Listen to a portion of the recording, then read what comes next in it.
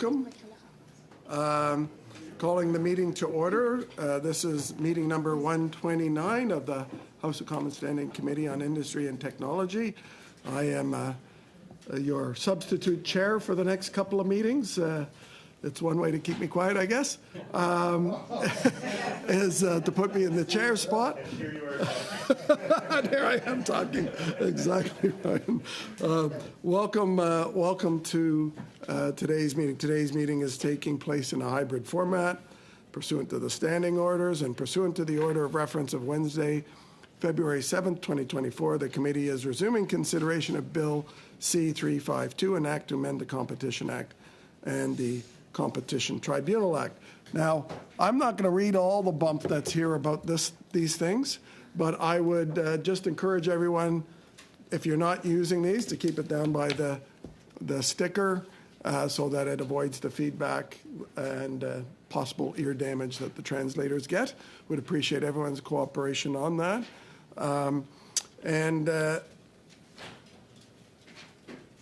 Skip by all that, so they're in place to help. So thanks for your cooperation. So with that, I'd like to welcome the witnesses today and also congratulate our clerk on becoming a grandmother yesterday again. Not again, first time. First time, first time. Even more important. Our witnesses today are Edward Iacobucci, professor and Toronto Stock Exchange chair in capital markets.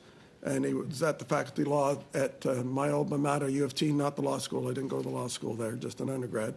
Jennifer Quaid, associate professor and vice dean research, civil law section, faculty law at the University of Ottawa. And Thomas Ross, professor emeritus at the Saunders School of Business, UBC. He's on video conference, I believe. And from Open Media, Matthew Hatfield. Sorry, I skipped one. I went too fast. From the Canadian Anti-Monopoly Project, we have Keldon Bester, the executive director, and from Open Media, Matthew Hatfield, the executive director. All sound tests have been done, and all witnesses and those appearing remotely seem to be successfully logged in. So thank you all for coming. And if I could turn it over to our first witness, which is Dr. Iacobucci. Thank you very much. Thank you very much. So thank you for the invitation to speak with you today about this bill. As everybody here knows, some of the proposals in the bill are already law. Other versions are in other bills. There's some of what's been passed already. I have some hesitations about. Maybe I'll close with a couple of observations there. But I'll focus my remarks on the things that I think are still in play in this bill. So one of the things that it does is it proposes defining the financial penalties associated with cartelizing or conspiracy under Section 45, including the possibilities of fines up to 10% of the worldwide revenues of a firm convicted of price fixing. And my general approach to competition law reform in the last couple of years has been to support things that improve enforcement of the law. That is, stricter enforcement of good substantive law is welcome. So I was supportive when the government increased the Bureau's budget. I've been pleased with the expansion of private rights of action, including, I think importantly, the possibility of damages for private litigants. Increasing administrative monetary penalties also, in my view, have all been positive developments. I think greater financial penalties and damages, increased deterrence of anti-competitive conduct, and in general will kind of improve competition law enforcement. So especially in this area when it comes to price-fixing cartels, which are quite difficult to detect, I'm a supporter of, I think, strict penalties for price fixing for that kind of offense, and therefore kind of tend to support what's in Bill C-352 around defining these penalties in a way that I think is trying to encourage them to be higher than perhaps they've been in the past, and in any event, kind of authorize stiff penalties for that kind of conduct, and I'm supportive of it.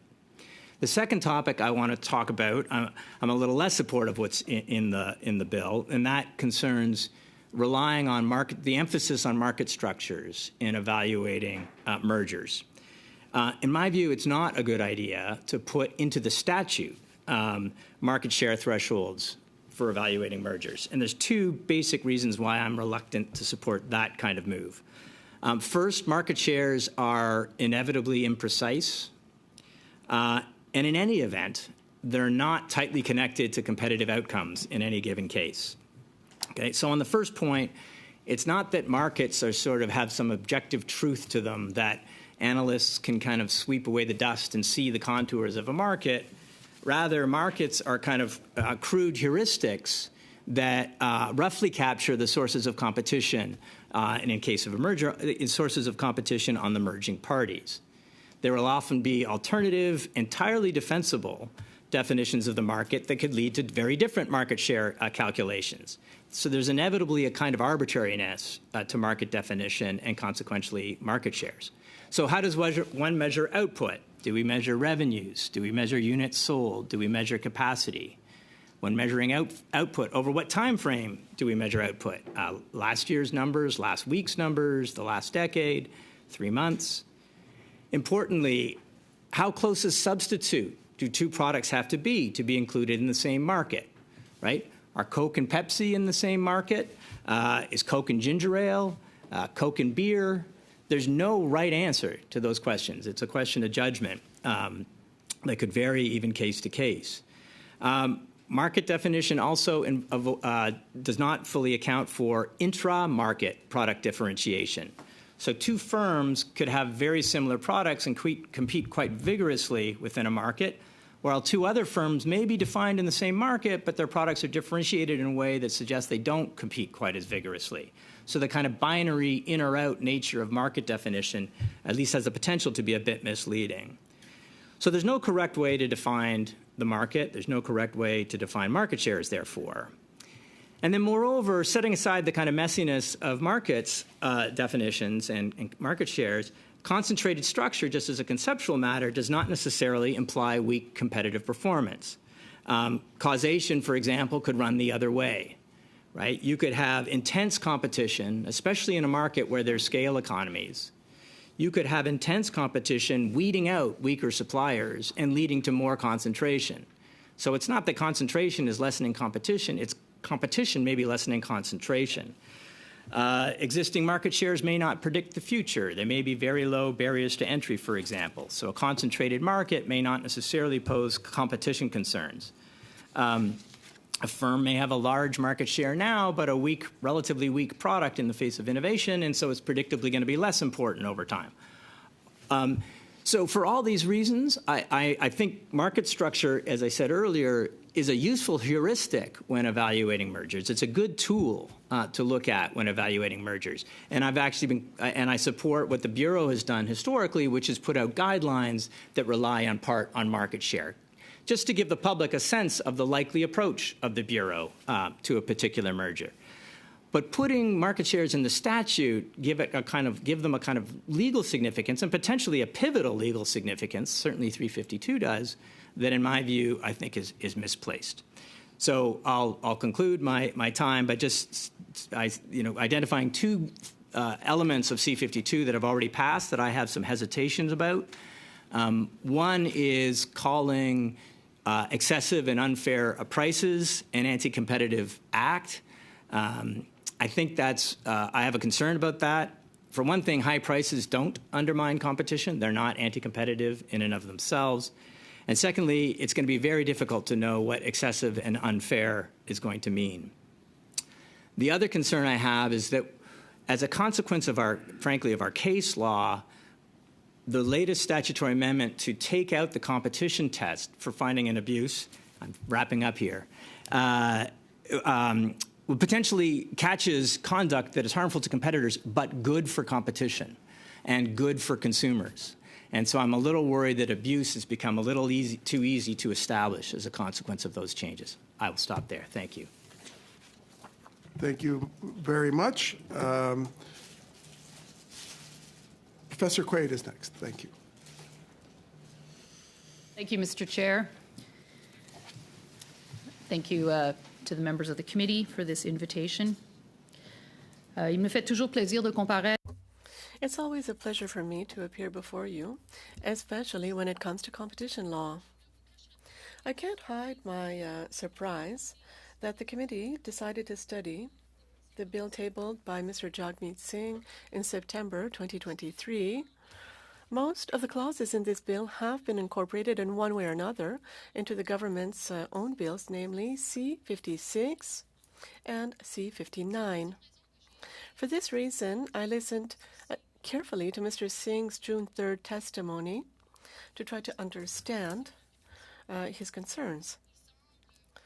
It seems that there are three aspects three proposals that concern him. First of all, clauses 3 and 4, which would modify the fine that could be imposed on a person found guilty of the offense of conspiracy, Article 45, and conspiracy between financial institutions, Article 49, which was also clauses 8 and 9, structural presumptions, and also clauses 7 and 10, which would add to the wording of sections 93 and 90.1, a clause that essentially reproduces the wording of the former so-called efficiencies defense, with the aim of recognizing that pro-competitive effects are part of an overall analysis of the effects of a merger or collaboration between competitors.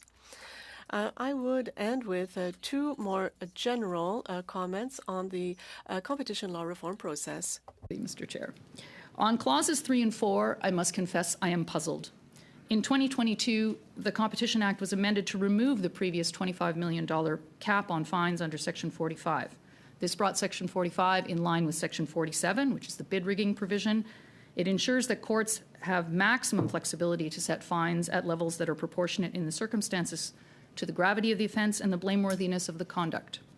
Mr. Singh wants to reimpose an upper limit on fines. The previous $25 million would be reinstated, but then Section 45(2) would allow for an alternative scalable penalty based on either 3 times the value of the benefit derived or, if that can't be calculated, up to 10% of the person's worldwide annual revenues.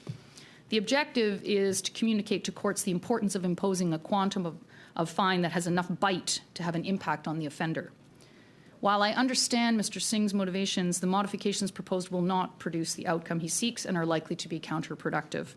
The proposal is based on a misunderstanding of how criminal sentencing works in Canada, particularly the purpose of maximum sentences and how fines are calculated in cases of economic crime involving business organizations. I've done a lot of research on this area, so I'm happy to take questions on this.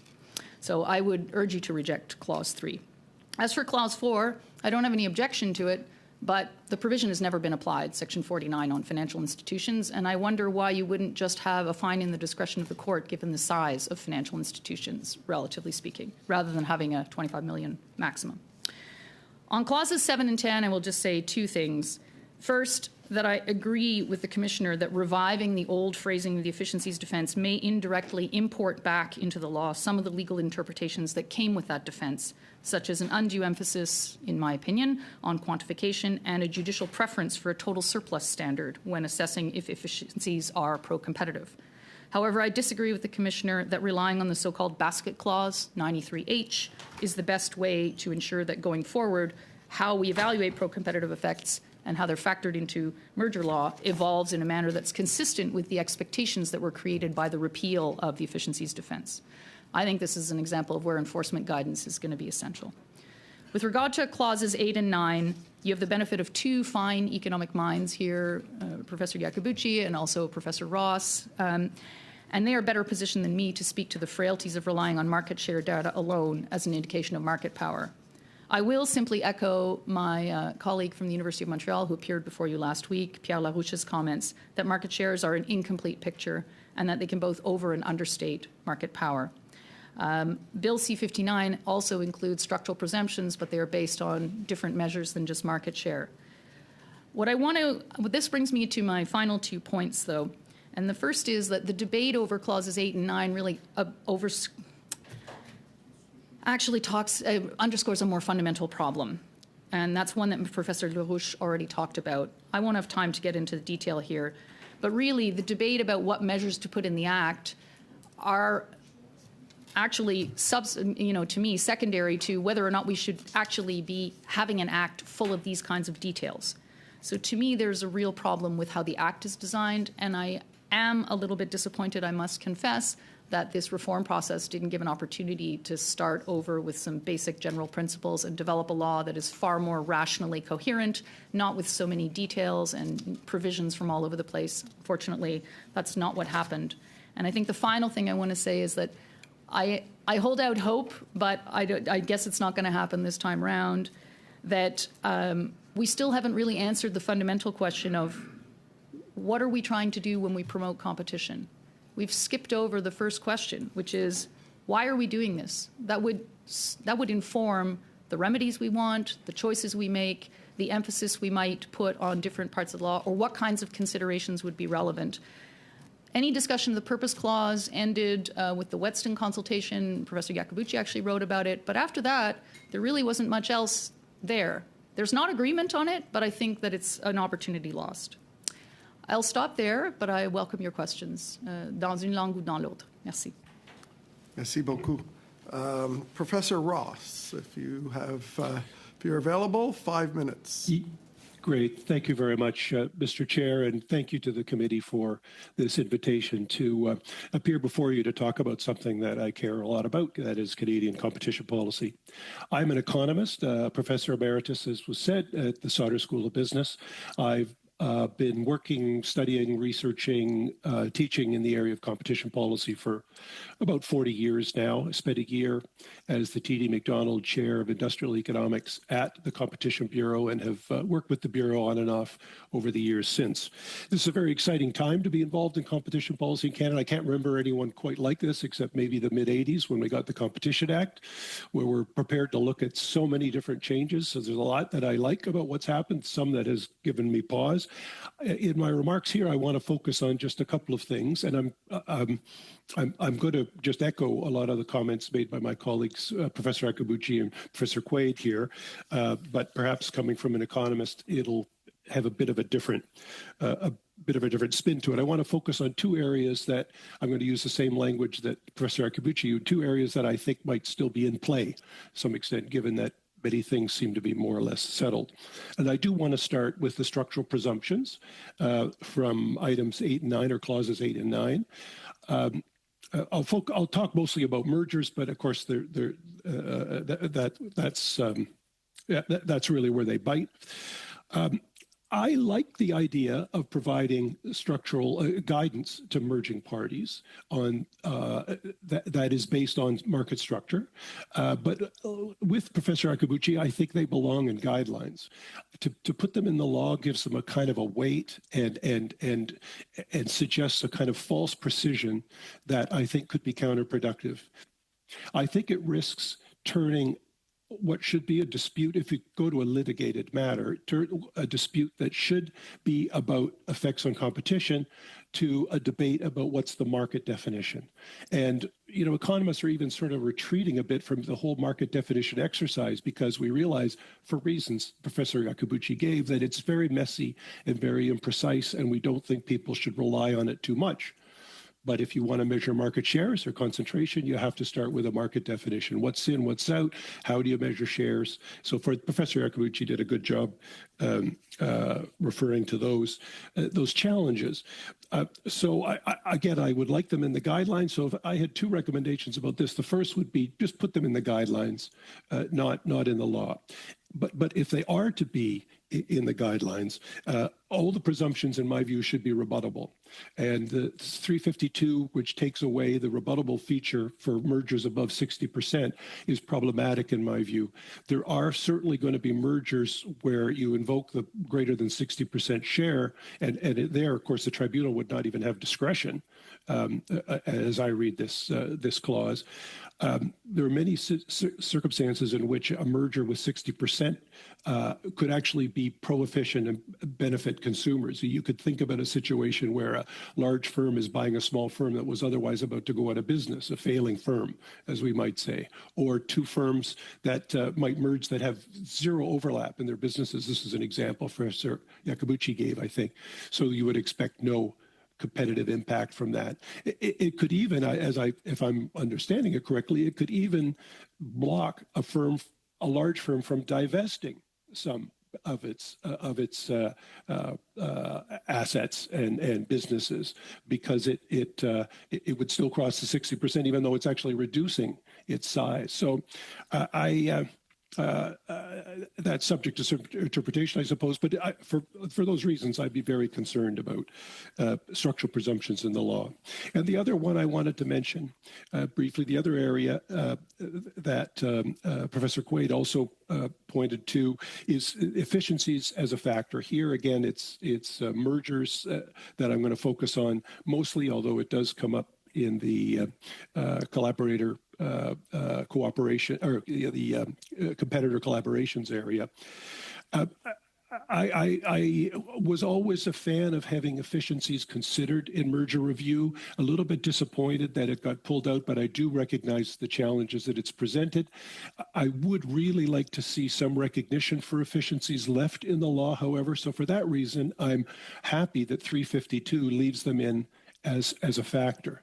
But I'm also with Professor Quaid on this, and the Commissioner to some extent, that the way it's left in as a Section 93 factor, with a lot of the old language, for example, the greater than and offset language, that's could be somewhat problematic. It could bring some old challenges with the old defense back, and they could plague us again. So my preference is certainly to have efficiencies recognized in some way. I worry that the tribunal, if it's not in there somewhere, the tribunal would have to ask itself, well, Parliament took out efficiencies as a consideration. It was suggested they make it a factor. They chose not to do that.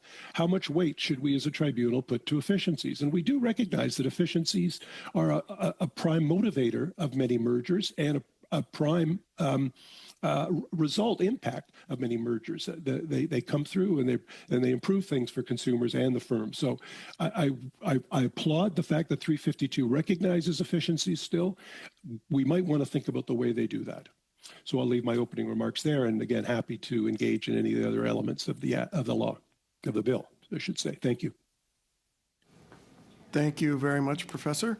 Our next presenter is Mr. Bester from the Canadian Anti-Monopoly Project. Mr. Bester.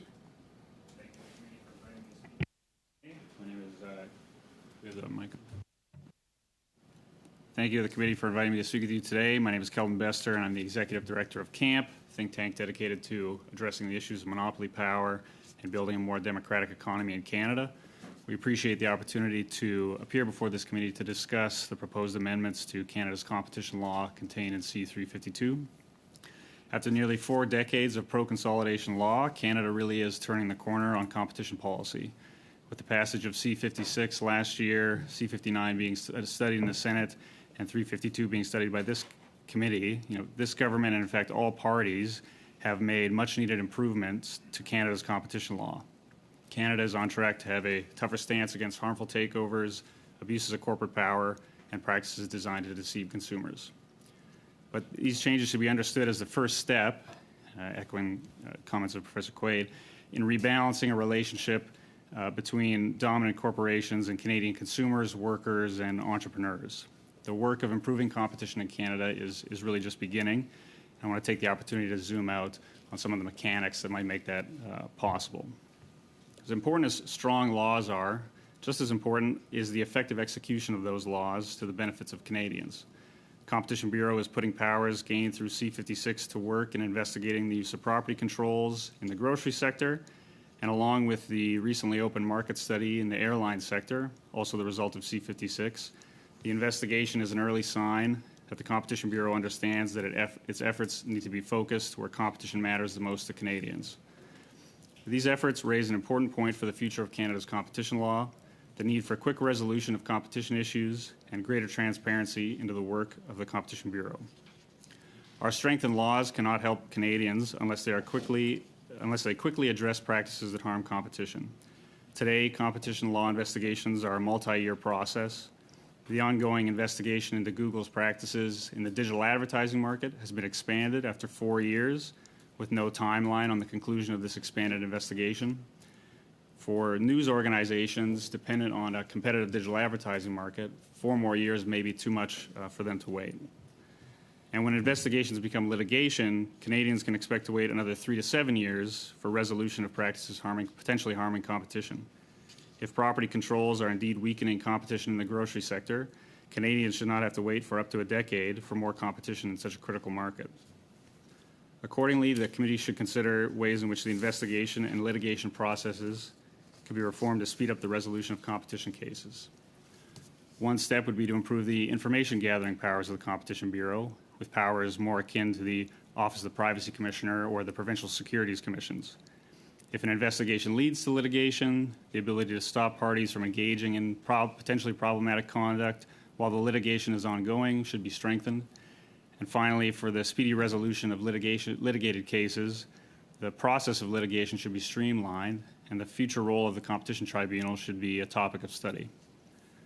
Along with more rapid resolution of competition issues, Canadians also deserve greater transparency into the activities of a strengthened Competition Bureau. Balancing the needs of confidentiality and accountability, Canadians should not be left in the dark on the investigations the Competition Bureau is currently engaged in. A positive step in this direction would be a repeal of the language that requires the Bureau to conduct its investigations in private, which introduces ambiguity with the Competition Act's existing confidentiality requirements.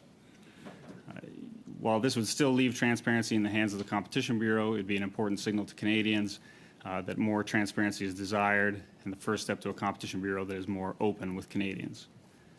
The work of this committee has resulted in a competition law better equipped to promote competition and protect Canadians. A necessary next step is to think about improving the systems responsible for executing that law. Thank you for your time. I look forward to your questions. Thank you very much, Mr. Bester. Just a little under time. And our final presenter today from Open Media, Mr. Hatfield. Morning. I'm Matt Hatfield, and I'm the Executive Director of Open Media. A nonpartisan grassroots community of nearly 270,000 people in Canada who work for an open, affordable, and surveillance-free internet. I'm joining you from the unceded territory of the Stolo, Tsleil-Waututh, Squamish, and Musqueam nations. Now, I confess, I'm at a disadvantage in textual analysis to my fellow witnesses that we've just heard. I'm neither economist nor lawyer. Consider me a representative of ordinary Canadians in the room, reminding you why this all matters. But in that light, I'm very pleased to see this committee continue its work to strengthen our competition laws by studying Bill C-352. Bills C-56 and 59 have made a strong start to getting competition right in our country, but they are not alone sufficient to rebalance our laws to truly serve Canadians first. And I can tell you, Canadians do not believe our competition laws are serving them. Last year, we conducted a Main Street research poll, which found nearly 70% of Canadians believe our existing competition laws are designed to serve the interests of oligopolies more than ordinary Canadians. That was not a partisan finding. Majorities of Canadians who vote for each party felt our laws serve large corporations ahead of them. A full 92% of Canadians believe Canada's extremely high market concentration in many sectors is a key driver of our very high consumer prices. Again, very small partisan difference. And within telecommunications, Open Media specialty, we have decades of evidence across the country that prices track the number of competitors in a market. Prices go down when there's a third or fourth provider and spike when a company leaves the market. Put briefly, no matter who you come to this committee to represent, your constituents and your voters are looking to you to deeply reform the rules of the game in Canada, to drive more competition between companies and more fairness for Canadian consumers. Supporting Bill C-352 will demonstrate your commitment to better market competition.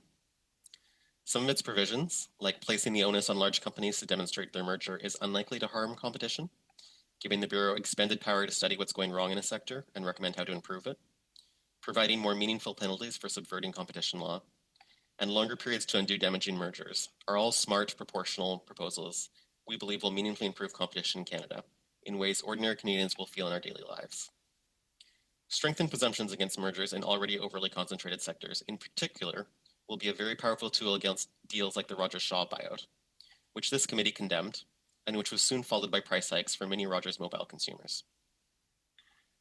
With Bill C-352 passed, the Competition Act will continue to afford large businesses many opportunities to defend and successfully carry out mergers and buyouts that are in the public interest. When I wrote my opening remarks, I did expect some witnesses would tell you this set of amendments will place some of Canada's largest companies on the defensive when they contemplate buying each other out, uncertain a merger and acquisition strategy will succeed. Now, I know some have. That's good. They should be on the defensive for a change. Businesses outcompeting each other through vigorous market competition is much healthier for our economy and Canadian consumers than businesses solving their competition problems by financing buyouts and mergers and reaping monopoly rewards for it. Some flexibility for the Bureau and Tribunal to examine different models of defining a market, for example, is a good thing in open media's view for better enforcing competition. For decades, we've deferred to a very narrow view of how to define markets and identify competition problems, and that's served us very poorly. Many democracies have gotten competition wrong over the last 4 decades, assuming competition mostly sustained itself and disruption would always come from market leaders. That has not happened. Competition is very powerful, but it requires an active and intervening regulator to sustain itself, particularly in sectors with naturally high investment costs like telecom and tech. Canada has had the weakest competition laws in the OECD for many decades, and Canadians are paying proportional costs for that. From telecommunications to groceries to housing, we're a world leader in consumer costs, but far from a world leader in the quality of what we receive or the incomes we have to pay for it. We believe C-52's remaining amendments that are not yet passed are modest and proportional to Canada's competition problems. But if what's left seems bold to you, I encourage you to be bold. The scale of Canada's problems do not call for small edge reforms. Nearly 24,000 Canadians have endorsed Open Media's anti-monopoly charter, which calls for our government to permanently block the formation of larger oligopolies in Canada. Bill C-52's strong presumption against mergers would be a powerful tool to this end. On behalf of our community, I ask you to support and pass Bill C-52, and welcome your questions. Thank you, Mr. Hatfield, and for all the witnesses. We'll now begin the opening round of questioning, starting with MP Williams for 6 minutes, please. Thank you, Mr. Chair. You're doing a great job so far. And thank you to our panelists. This is a super panel on competition, so great to have everyone here. Of course, we hear Dr. Quaid, you asked the question, why are we doing this? And I think that's a really good question. I think that Canadians right now understand that we have little competition, and we specifically been spending the last few meetings talking about what are Canadians seeing from the mergers that have been approved. So this government did go and approve HSBC, RBC, WestJet, and Sunwing, and Rogers Shaw. They approved it. It really had little to do with the laws. There was, of course, Rogers Shaw that went through the tribunal. This panel was the one that said we didn't want to see that through. We thought it would be uncompetitive. It still went through the tribunal, but the government had the chance to say no. The NDP could have stood up to the government. They have a supply agreement to say no. That didn't happen. Mr. Hatfield, since that merger's gone through, we've had over a year now. This government's claiming that prices have plummeted, but let us know from your angles, from Open Media, are prices down and bills down for Canadians? Overall, no. So what the government is referring to when they talk about that is that data caps have gone up for many Canadians. But if you go from 10 gigs to 20 gigs, and the government calls that a halving of prices, that's not really a fair way of looking at your bill. Most people's actual bills have gone down very little, if at all. And I think it's a really key point that the wired internet plans that many people are using have gone down maybe a couple dollars over the last couple of years. In many of our similar states, such as the UK and US, they've gone down by about half. So even if we see a very small decrease in Canada, we're actually falling further behind compared to international competitors. And I think when we look at the numbers, the ARPU, the average revenue per user, actually for Rogers went up over the years. So it is showing they're making massive more dollars. So competition is important. Dr. Quaid, you're right on. You've had some thoughts on some changes. Maybe I'm going to let you expand on that. Some amendments you'd make to this bill that certainly look at Clause 3, but others, if you can just expand on that, please. As possible. Thank you for the question. On Clause 3, what I would really like to see is actually to stay with what was done in Bill C-19, and if necessary, and this is where I'm preparing a brief with a little more detail, so I'm sorry that's not ready right now. If need be, there can be further guidance provided in other ways, but I am very, very reluctant to go back to having a cap on the fines because unfortunately maximum penalties are not minimum penalties, and there was a lot of discussion last week that seemed to treat this maximum penalty as some kind of minimum, and it's not. And believe me, you do not want to have a mandatory minimum, because this is a provision that applies to individuals and to corporations, and you will immediately trigger a potential charter argument. Whether it succeeds is, a different question. So I think that giving courts the maximum sort of flexibility is the better way to go.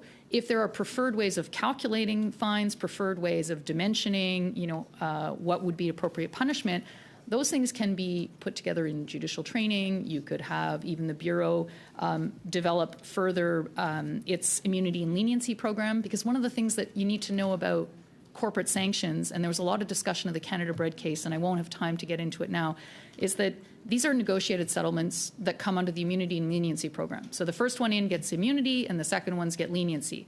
So even if you have a maximum fine, and even if you start with the maximum fine, which is what happened in Canada Bread, there was still a 30% discount, because that's part of the leniency program. So the idea that you're going to hit the maximum, people are talking about 10% of revenues, that's the maximum. Courts never impose the maximum, especially when it's a first-time offender, which is what mostly happens with corporations, and especially when you have other factors like cooperation. And we need the cooperation of the participants in a cartel in order to get anywhere with these investigations. So I think the idea that you would hit these maxima is fantasy.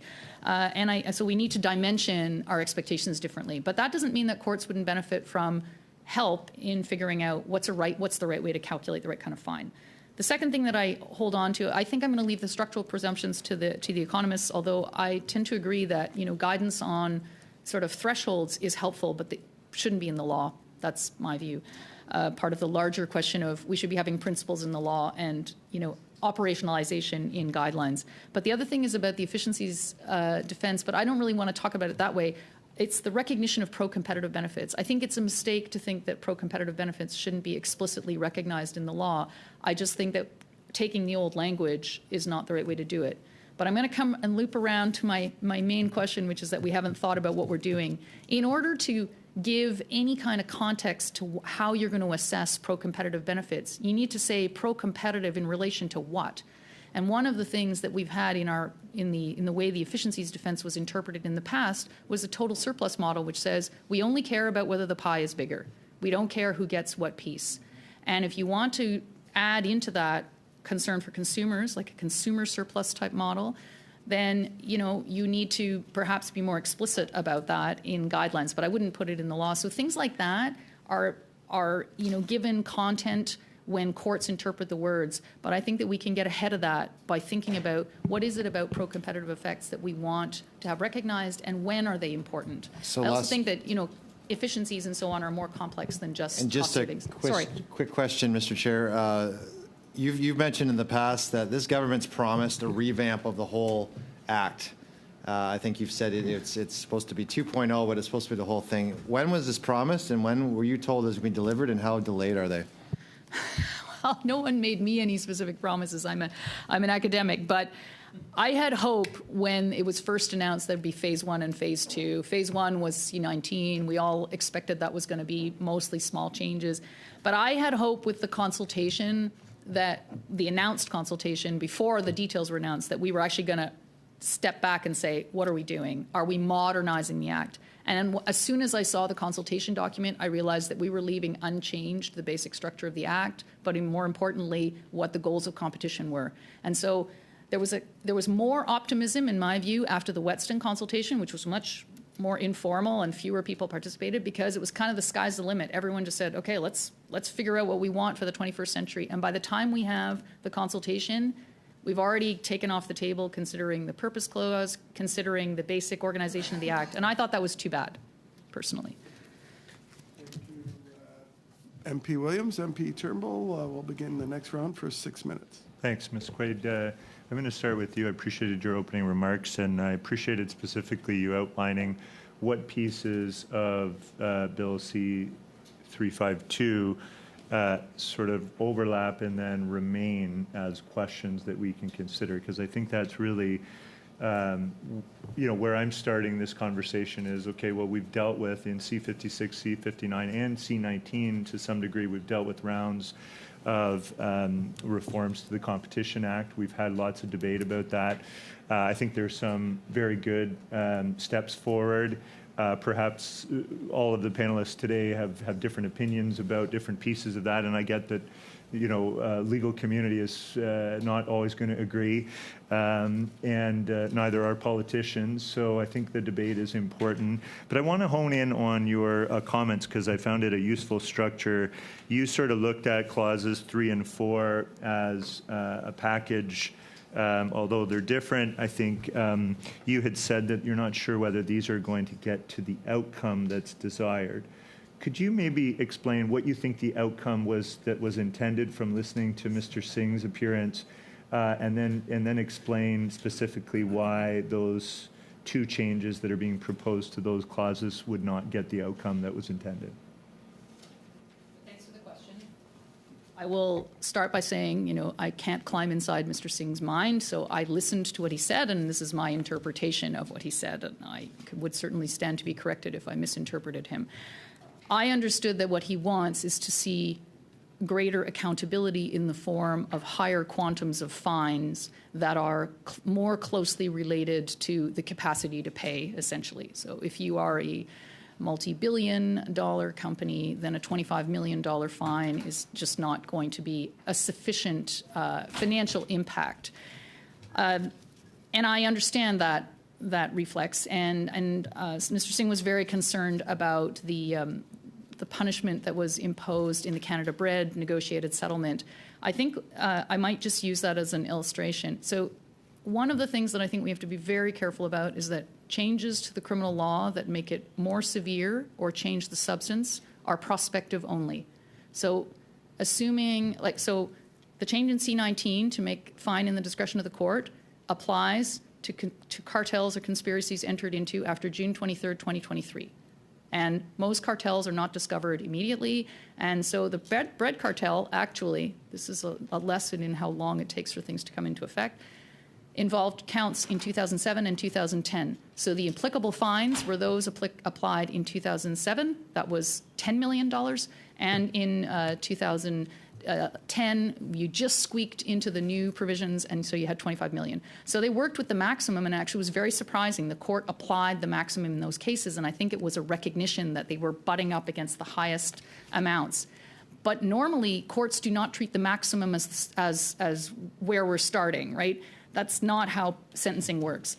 Sentencing starts with the idea that it has to be a proportionate sentence, proportionate to the gravity and to the culpability involved. We can agree that conspiracy, Section 45, is targeted at morally reprehensible conduct, and one of the functions of the penalties, and with that I guess I agree with Mr. Singh, but I don't think discretion in the court was a problem. I think that's a better signal, is to convey seriousness. It's not an accurate measure, but an offense that carries a 14 years imprisonment maximum is connoting a serious amount of gravity. There are not many other, provisions in the criminal code of economic in nature that carry that kind of sanction. So it's a very severe sanction.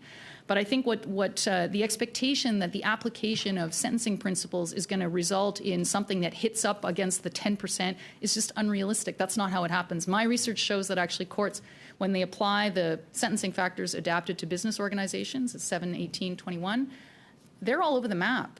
They're not consistently applying them as aggravating or mitigating, and so what happens is you do not necessarily get the outcomes you want. So here's the solution that I think, if you really want courts to be more thorough and to apply and get to sanctions that are adapted to the reality, you're going to have to give more than what you can give in a law.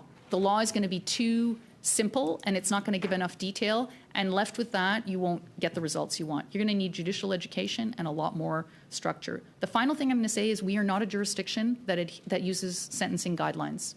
So I don't think a change in the Competition Act is going to change sentencing policy in this country. You want to change the criminal law, you've got to start in the criminal code. So I know this is the Competition Act, but when you're talking about using the criminal law for an extremely serious offense, you cannot get away from the structure of the criminal law. Sorry for the long answer. Thank you for that answer, very detailed answer. How much time do I have left, Chair? Another minute or two. Okay, I'm going to switch to structural presumptions and maybe ask Mr. Iacobucci and Mr. Ross a question about that, who I think made some really good comments. I understand that C-56 takes out or repeals efficiencies exception, which essentially means the tribunal can. Well, I mean, I guess what I wanted to say was that the tribunal can still consider whatever factors under merger review it deems relevant. So in essence, it can still consider efficiencies. I think both of your statements were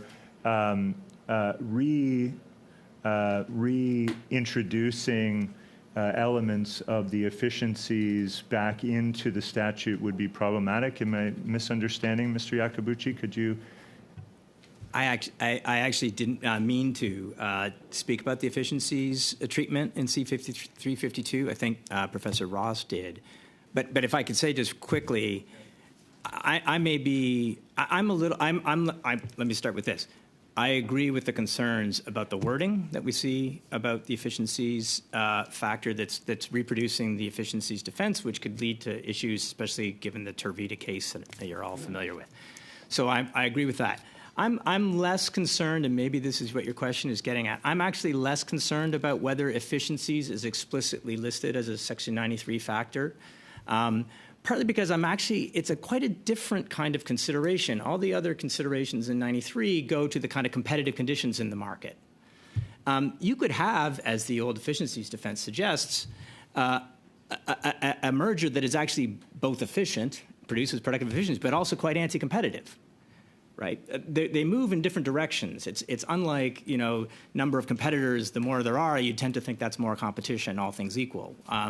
So I think introducing efficiencies as a factor is a little bit like a fish out of water, or square peg, round hole, take your tortured metaphor. I think it doesn't quite fit there. So back to your question, Mr. Turnbull, I actually think efficiencies will get there in the sense that if there's, the merging parties need a theory of their case, just as a strategic matter, as a tactical matter. And so they'll have some story about how they're doing this not because of competition, because of efficiency. But I'm not sure that that's something the tribunal really needs to consider. The burden is on the Bureau to show it's anti-competitive. And so I would kind of leave it at that. And I think efficiencies might just introduce confusion. That's my sense of things. Thank you. I'm probably out of time, Chair, but I would have gone to you, Mr. Ross, next, but I'm out of time. Thanks. Thanks. Perhaps on the next round. Merci, Député Guérin. MP Garon, 6 minutes. Thank you, Mr. Chair. So allow me to take a few moments to thank all the witnesses for appearing here today for this analysis that is very interesting. I'm going to start with you, Professor Ross. I'd like to talk about the threshold of 60% of market share because it seems to me that by forcing competition authorities to stop fusions and acquisitions after 60% market share, that in the facts what you're doing is you're withdrawing tools from the Competition Bureau to do a true analysis of the economic impacts of a fusion or an acquisition. I asked Mr. Singh if he had examples of mergers or acquisitions that had led to over 60% market share and that had been a prejudice to the consumer. And Mr. Singh didn't have any idea and any examples for me. And so I'm asking questions. For example, in the case of movie theaters, when we talk about idle assets, there are cases where you can allow mergers and acquisitions so there will be one single player in a market, because otherwise you would have no players in the market because you need economies of scale. I raised the issue, for example, of some quasi-monopolies in regions. As an example, grocery stores or hardware stores in isolated regions where the only way to survive is to have one player. So it's kind of a natural monopoly situation. And there's the issue of how you define market share. Canada is from one ocean to the other. It's a huge country. Some companies are regional. Some others are pan-Canadian. So here's the question. Ultimately, by stopping mergers and acquisitions to exceed the 60% market, we cannot do things that will be prejudicial to consumers and to regions, correct? Thank you for that question. I think I agree with everything you said. for reasons that Professor Yakabuchi said, articulated in his opening remarks, market definition is a very messy enterprise, and reasonable people can sort of disagree about how to define the market. And once you've done that, you're going to get different answers about market shares and concentration. If you have a merger, what you should really care about, as you've suggested, is the impact of that merger. How will the market be after the merger compared to what it would have been absent the merger? And that information really only comes from studying the merger, studying its competitive implications, and some hard and fast rule that says you can't merge when you get to a certain size, a certain market share, runs the risk of blocking mergers that could be very efficient. You've mentioned small geographic markets. That is a concern. Sometimes when we use the term natural monopoly, our minds tend to go to great big firms that dominate their industries. In the old days, we used to think about the electric companies and when we had only one telecommunications company and that kind of thing, we thought of them as natural monopolies. But in fact, there are many sort of natural monopolies in small markets. The market's just not big enough to support more players. And if you have, so you might start with very large market shares. So you should allow the Bureau and the Tribunal, using discretion, giving it the authority to make decisions on this, rather than ordering the Tribunal to issue an order. Si vous me permettez, sur ce sujet-là. On this subject, I have a supplementary question. Perhaps I'll ask it to Professor Quaid. It seems to me that elsewhere in the world, there's a tendency to set out a framework according to which competition authorities can work. They can identify tools to avoid unintended consequences. Rigid criteria is what we tend to do here in Canada, but it seems that, well, this is an impression that I have. In the Canadian case, we seem to add criteria, very strict criteria that make it so that the Competition Bureau is less efficient in its analysis, has less tools, less new tools that are appearing in the scientific literature, and also this opens the door to many lawsuits, long lawsuits, and businesses in the end always have something before the courts, and they always win, and this is to the detriment of the consumer after very long delays. Am I right to say we're going in the wrong direction by using this approach, by saying Parliament is everything and the competition authorities have to do their bidding? Thank you. I know you have very little time. So at first blush, there is an approach where we establish a link between the legislative framework and the application of the law.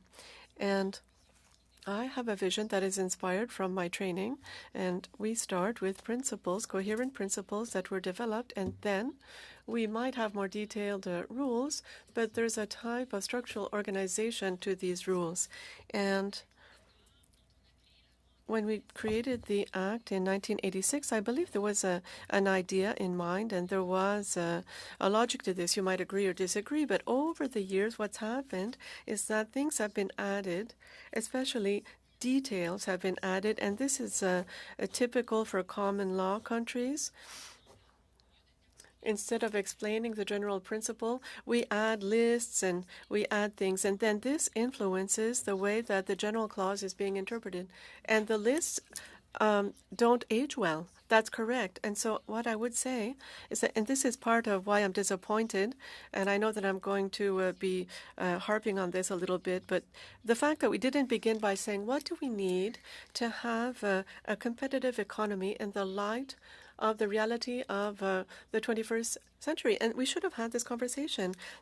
Here's an example.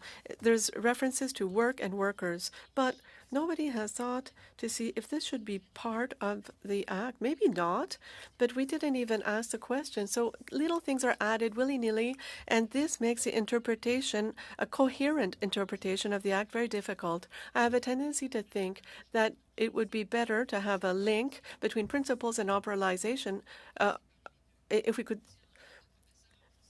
have a distinction between the two. I know it's a dream, but that's what I would wish for. Merci, MP Guérin. The next Questioner is MP Massey for 6 minutes. Thank you, Mr. Chair. Good to see you. The way we got here, and it's clear that I think that there's a misunderstanding or lack of understanding about how a private member's bill takes place and the scope and what a private member's bill can have. Basically, C-19, C-56, and C-59 were government legislation that was introduced having various degrees of changes. Ironically, some of the changes we tried to get on the first set of laws are finally being included in C-59 15 years later. Many people actually came here from different institutions and spoke against those changes, quite frankly. When you go back and look at the Hansards and the Blues, there's been consistency, public outcry for improved competition laws, but there has not been consistency in terms of academia and the private sector with regards to how to do so, and that's been the challenge. And so this bill is part of what you can do as a private member, being selected in a lottery system and then having your legislative issues being scoped because they can include things like increased funding, taxation, a whole series of things. So it becomes a series of things that we can do. And so we're left with a bill that also later on got eclipsed by another piece of legislation that took some of the ideas of this bill. And so here we are today trying to see whether or not we want to continue to increase the competition laws for Canadians. And this is the opportunity we have either to amend parts of the bill and get some improvements that the Competition Bureau and Commission continues to advocate for, and many others. And so my first question to Mr. Hatfield would be, in terms of what you're hearing from the public, if we do not use this opportunity to at least make some improvements to the Competition Act, do you think Canadians would be disappointed? Because although, it has been raised that we do need a more comprehensive process and more, even the Competition Bureau Commissioner mentioned it, we are still available to the tools that we have in front of us right now. And so with the Parliament winding down, having a bill selected high in the order paper enough to try to squeak through in 5 years, if we last that long, I'd like to know what your, outreach is telling us with regards to public confidence in institutions like the Competition Bureau. Well, I think many people in the public don't know about the Competition Bureau because the Competition Bureau has had very few opportunities to score triumphs that get them in the public eye. Many people know that they opposed Roger Shaw, but that it didn't work out. And I think really, when we look at how competition law has played out to date, competition law has very deeply hamstrung the Bureau's ability to function. And so I hope at the end of 59, but also with some of through 52's ideas, it would be healthy to see there be some interpretive flexibility and scope for the Bureau to do things like assess market definitions in the way they think make the most sense for Canadian consumers. I guess in terms of the threshold question we were just discussing, it could be in the legislation, or it could be amending the legislation to establish a principle that would imply what the guidelines should be on that threshold. But I do think there's a signatory effect of saying you better have a really strong case if you think you're going to get a merger above a 60% threshold, which 350 does accomplish. I would worry less that small businesses in small towns would be caught up by that, because the Bureau could just look at the market in different ways to make sure they aren't hurting folk in those very specific circumstances. Thank you. And with that, to Mr. Bester, can you speak to the Bright Line merger rule of 60% and the issue over structural presumptions? We've seen, I think, Superior Propane as one example, but there are other potentials out there, especially in the telecom industry, as we've seen. Perhaps you can enlighten us with regards to the need to at least go in a direction that's less defensive. Even in this situation, we had the Competition Tribunal sue damages on the Competition Commissioner, costing Canadians millions of dollars to go to Rogers after they had actually fought for us to have the merger, which many of us were opposed to, more like a takeover, really. So perhaps you can enlighten us on that, please. Thank you for the question. The structural presumptions are a response against intervention, against the Bureau in blocking mergers that has persisted over the past 4 decades since the introduction of the Competition Act. Referring to some other analysis of the 8 challenged mergers by the Bureau, 7 resulted in market shares above 60%, 4 of them to near or literal monopolies. Only 2 of those had any sort of remedy, and none of them were blocked. And so what we think of the structural presumption is, rather than imposing a stricture on the Competition Bureau, is instead strengthening the position. When the Bureau decides to challenge a merger, again, important to note that the Bureau doesn't approve mergers, it makes the decision whether or not to challenge a merger. The structural presumptions, the 30% and rising up to the 60% extreme cases, are a way of rebalancing the foothold of the Bureau when it seeks to challenge one of these mergers. Again, in response to this 4 decades of bias really towards consolidation, most evident in the efficiencies defense, which was removed in C-56. And with that, it's a little bit of a change, I guess, opposing philosophy in the sense that the public interest comes first versus that of being reactionary. Is that a good, or you can tell if it's a bad analysis, but that's where I see some of this going, is that we always seem to be rather on a reactionary mode with the Competition Bureau and so forth, as opposed to setting a precedent in terms of what you should expect in the Canadian market to protect consumers. I would frame it as a move away from a belief that more consolidation was the way we needed to go to advance economically and to deliver benefits to Canadians. We've engaged in that experiment for 4 decades now, and I think across a number of markets, we're really not pleased with the results. So if there's a change in philosophy, I think it's really turning the page on that. Thank you. Mr. Chair, do I have any time left, or I'll make for my next round? No, you've gone a little over, but that's okay. Okay, thank you. I'll wait till the next round. Thank you. Thank you. That concludes the first round. We'll begin the second round with Député Genroux pour 5 minutes. Merci, Monsieur le Président. Merci à tout le monde. Thank you, and thank you to all the witnesses. Give to Caesar what belongs to Caesar this morning. And so I decided that I'd ask my assistant, a new Canadian from University of Ottawa, and she's just received yesterday her diploma for a master's in criminology. So I would like to thank her for the work that she does, not only her, but all our assistants here, because we never recognize all the work and that they do to help us to prepare for our meetings. And so to all the assistants, thank you so much. And so I'm going to ask, I asked Ayat to prepare a question for you, Mrs. Quaid, and other witnesses as well. So here it is. You expressed your disappointment with the Competition Act and the fact that the government has not sufficiently modernized. It seems always insufficient to solve competition issues that Canadians are faced with. And she continues by saying, this question is for all witnesses. Legislative framework alone, is it enough? And can the government do something else in order to create and promote competition in Canada? Mrs. Quaid, and then other witnesses. If you feel called to answer, I'd ask you to answer my question. Thanks. Thank you for the question, and it's very well written, and I would like to congratulate you. I think that this is at the heart of the issue. I've already written in other fields of expertise that I have that the fact to think that legislative reform ends with the passing of a law is to see things wrongly. It begins with the adoption of a bill, and this has to be accompanied by with necessary supports to make sure that it is made operational, to make sure that the interpretation, the implementation will respect the intent of the reform.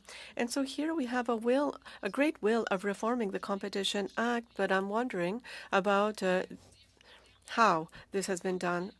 one last time. I think that we should have begun by asking, what are we trying to accomplish? And do we really have an act that has been written that is flexible and can be adjusted in the future? The economy and the nature of society changes, and right now it's changing at a quicker pace than ever before. And the second, more pragmatic thing, we have to make sure that the authorities that have to ensure compliance with the Act, and this also includes the Competition Bureau, but also the justice system of Canada, they have to ensure that criminal law is respected to make sure that we have necessary institutional resources for decision-making. This, first of all, isn't a question for the Competition Tribunal, but with all the respect that I have for the members, it is not a functional tribunal, and I would like to see something different, something that is more expert, with more expertise, but more rapid. We cannot just back more rapidly. When we talk about the reverse onus, I think that it's okay to say sometimes we're telling the person that has information that they have to provide evidence. And we cannot forget that also we need a culture shift. The Commissioner speaks a lot to the need to have a mentality encouraging competition throughout government, but I'd say even further, we need to see that ensuring competition is part of the economic policy of the country. We need to have a transverse approach. They started with their Digital Regulations Forum, but this is going to have an impact on privacy, the CRTC, data, AI, if you manage to go through the study, and many other issues as well. We can't just stop there. So I think that we need to be attentive to what comes after. The bill is the start point. Thank you. Anyone else? Yes? Thank you.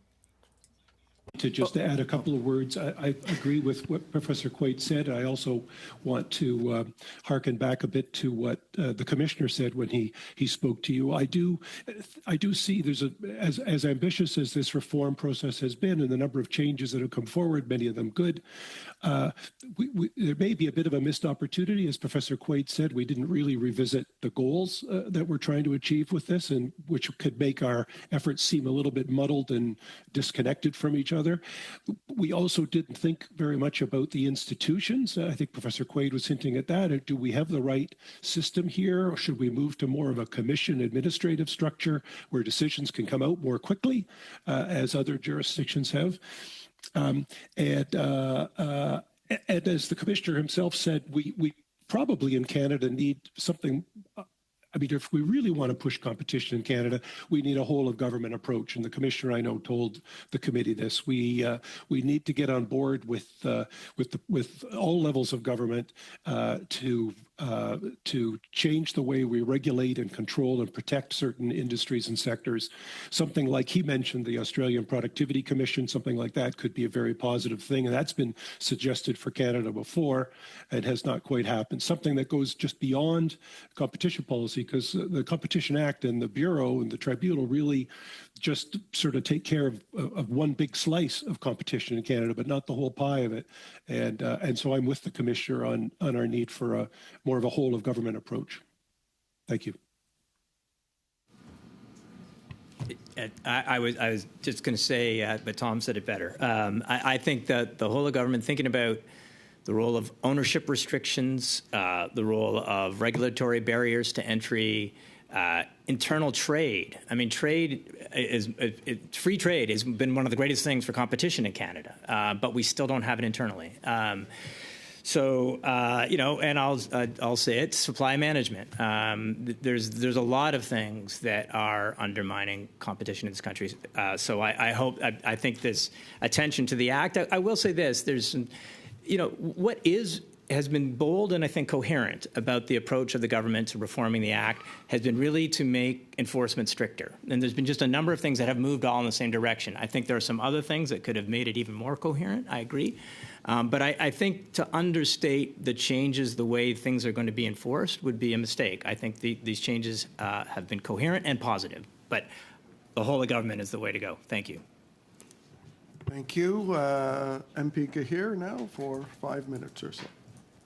Great. Thank you, Chair, and thank you to all the witnesses for appearing before the committee. Professor Iacobucci, my questions are for you. In your opening testimony, you mentioned that price-fixing cartels are hard to detect. And I think it was Mr. Hatfield that had spoken about the ordinary Canadian. I think perhaps a Canadian that is not an economist or a competition lawyer. In their minds, if there's a small number of firms and they have similarly priced products and they increase their products at a similar rate, that's enough for an ordinary Canadian to sort of have an intuition of perhaps there's a little bit of price fixing going on. Why is it not that simple? Well, it is not that simple. There can be that intuition. But in fact, what you'd expect in vigorously competitive markets is prices to move in parallel with one another, right? So if it were the case that if I lower my price, I risk losing, I want to gain market share from others, well, they're going to react. Competition is to react to that cut in price to match my cut in price so that they don't lose market share to one another. And what competition does is push prices closer to cost. And so one thing that could happen is that costs could all vary at the same time. And if they all vary in similar ways, competitive markets will result in similar price movements. So the observation of parallel behavior is not sufficient to conclude that there's been price fixing. The other thing that gets very complicated and hard to deal with is the fact that business people might recognize there may be less than perfect competition, and they might recognize that actually I don't want to be too aggressive on price. I could afford to be a little bit aggressive on price, but I'm worried there'll be a response from another firm in the market, and they'll match that cut in price, and then neither of us is going to be ahead. So there's a kind of what's sometimes referred to as conscious parallelism, where it's not collusion, it's not price fixing, we're not getting together. We're just all acting in our own economic self-interest, but it is resulting in something less than perfect competition. So there's different possibilities that exist that make it difficult just to observe parallel behavior and infer any kind of price-fixing arrangement. Great, thank you. So we know that Bill C-352 would require the Competition Tribunal to make an order to dissolve or prohibit a merger if the result would be a combined market share of 30 to 60%.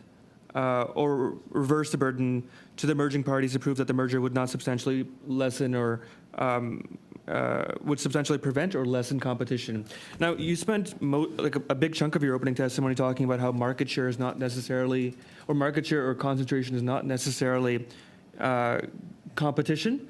Did you want to expand on that a little bit? Yeah. So what I think there's a disconnect between. The theory used to be there's something known as the structure, conduct, performance paradigm. A certain kind of structure will lead to a certain kind of competitive conduct, which will lead to bad outcomes. If it's concentrated market, leads to less competition, leads to bad outcomes. What I think economists have realized over the years is that actually sometimes it can be really competitive and vigorous competition that causes the market structure to be more concentrated. So if you have really tough competition, then the weaker performers fall away. And so you look and you say, well, there's a concentrated market. It can't be that competitive. In fact, it was competition that led to the concentrated market, right? So the direction is not always the same. Look, a concentrated market is a reason to look further if you've got a merger, to be sure. But it's more complicated than thinking it all moves in one direction. If the focus of this bill is predominantly focused on market share, would you consider that an inherent flaw in the bill? I think to put market shares in the statute is a flaw. I think for the Bureau and enforcement agencies and indeed the tribunal, when considering mergers, to take market shares seriously as a possible indicator of problems and even a suggestive indicator of problems is not a worry, but I would not want to see that in the act itself. I'd like to ask the rest of the panel if they also think adding market share into the bill is a flaw.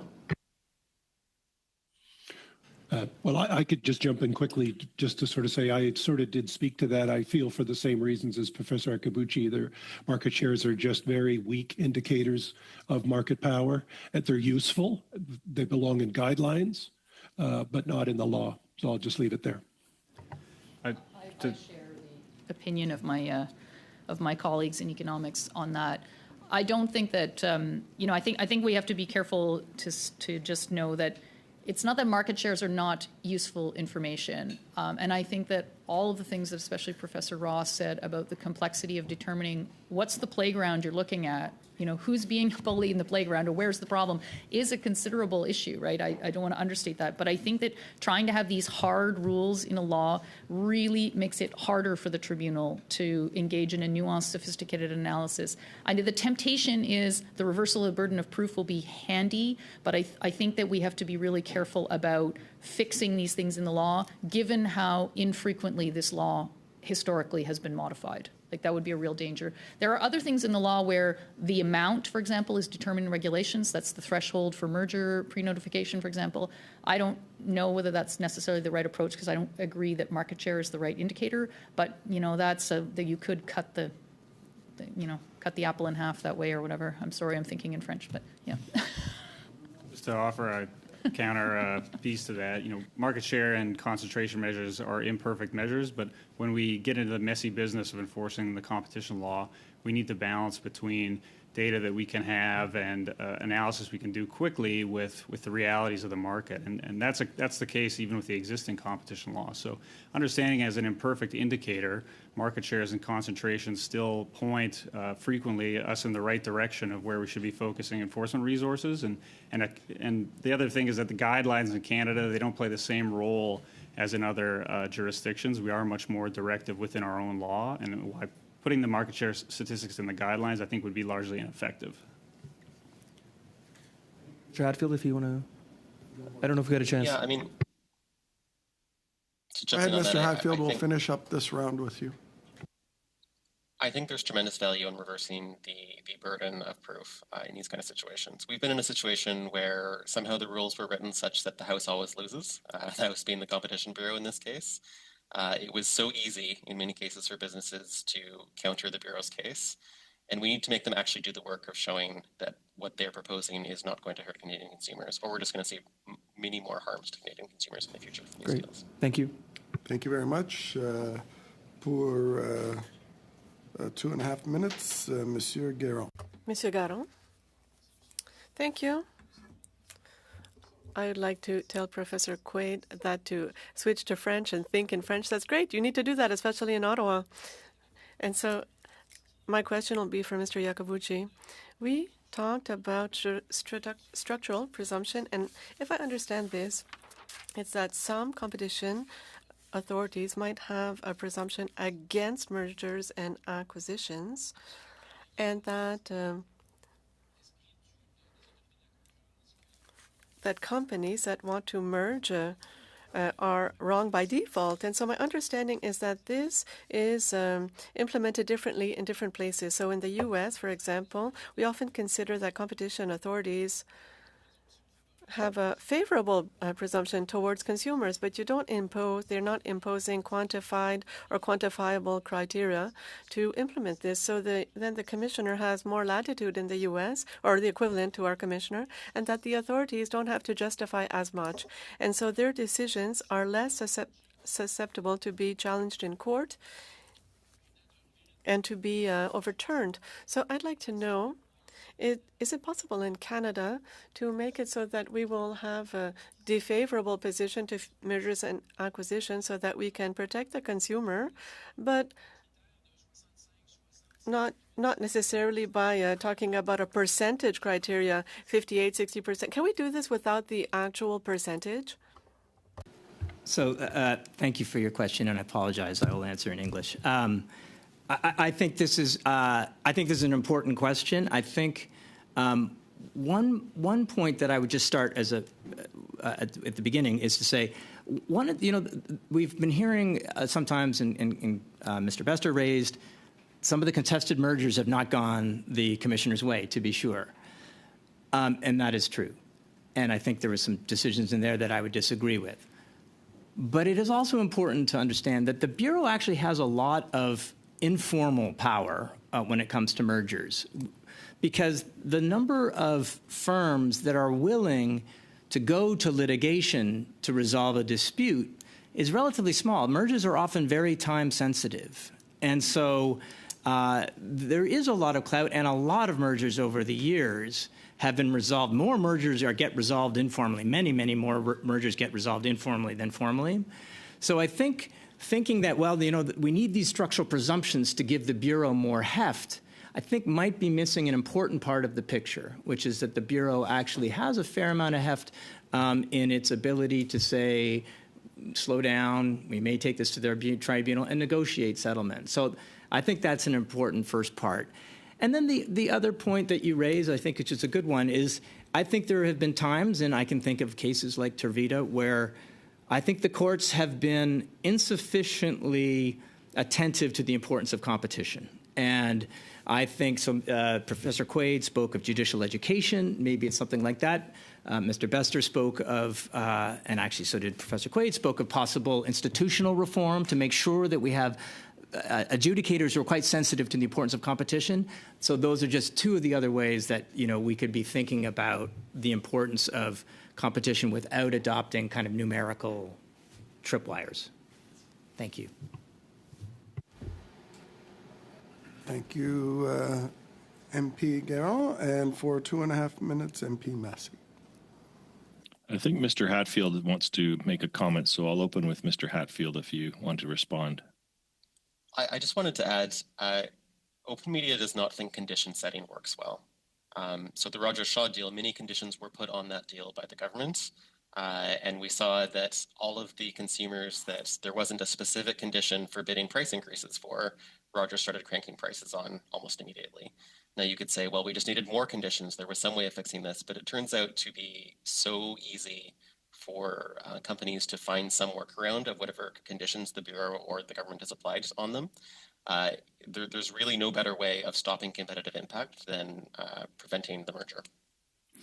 And from that, Mr. Hatfield, the other thing too is, does your organization, or I'm not even aware of any organizations that track these over 5 to 10 years later on. So even when conditions are put in there, I don't know of any of the consumer and other types of research that is capable of doing more of a long-term analysis of the elimination of competition and the effects. So we see that right away with this one.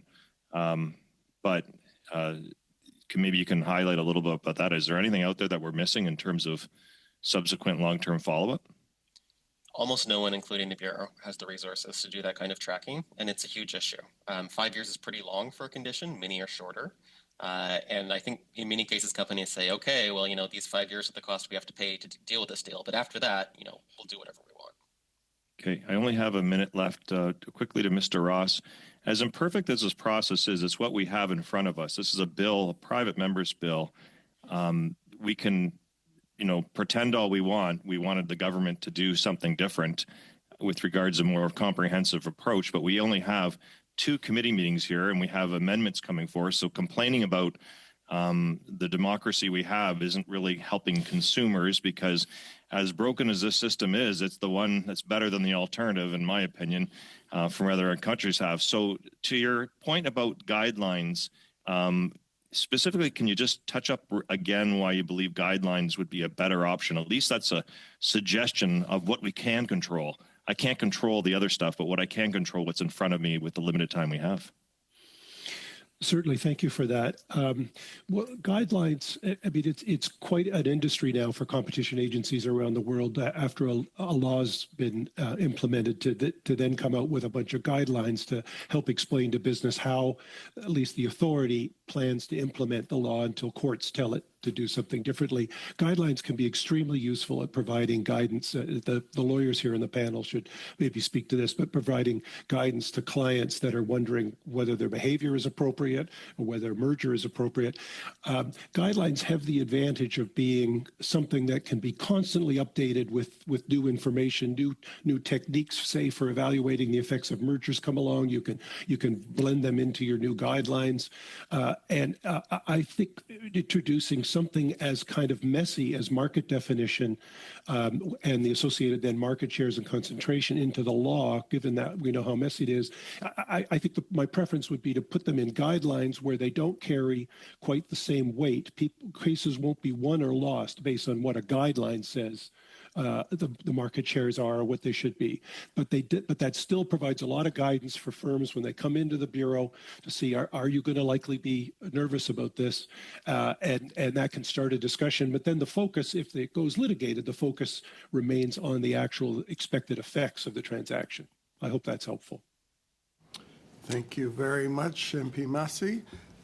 We will go to MP Viss for 5 minutes. Well, thank you, Mr. Chair, and thank you to a great panel today.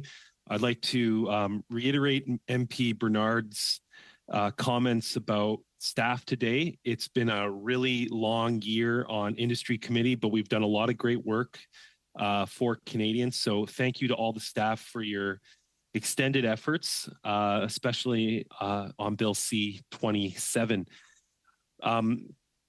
I'll pose an open-ended question to the witnesses today. Great discussion on C-56, 352, C-59.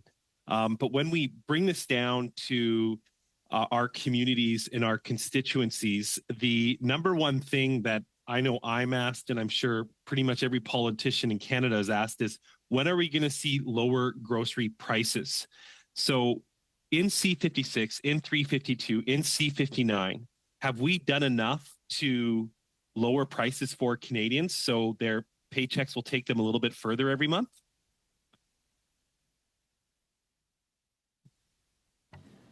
I think, just to jump in quickly, I think C-59, C-56, C-352, C-19, all of these I think are very sound investments in the future of competition law in Canada.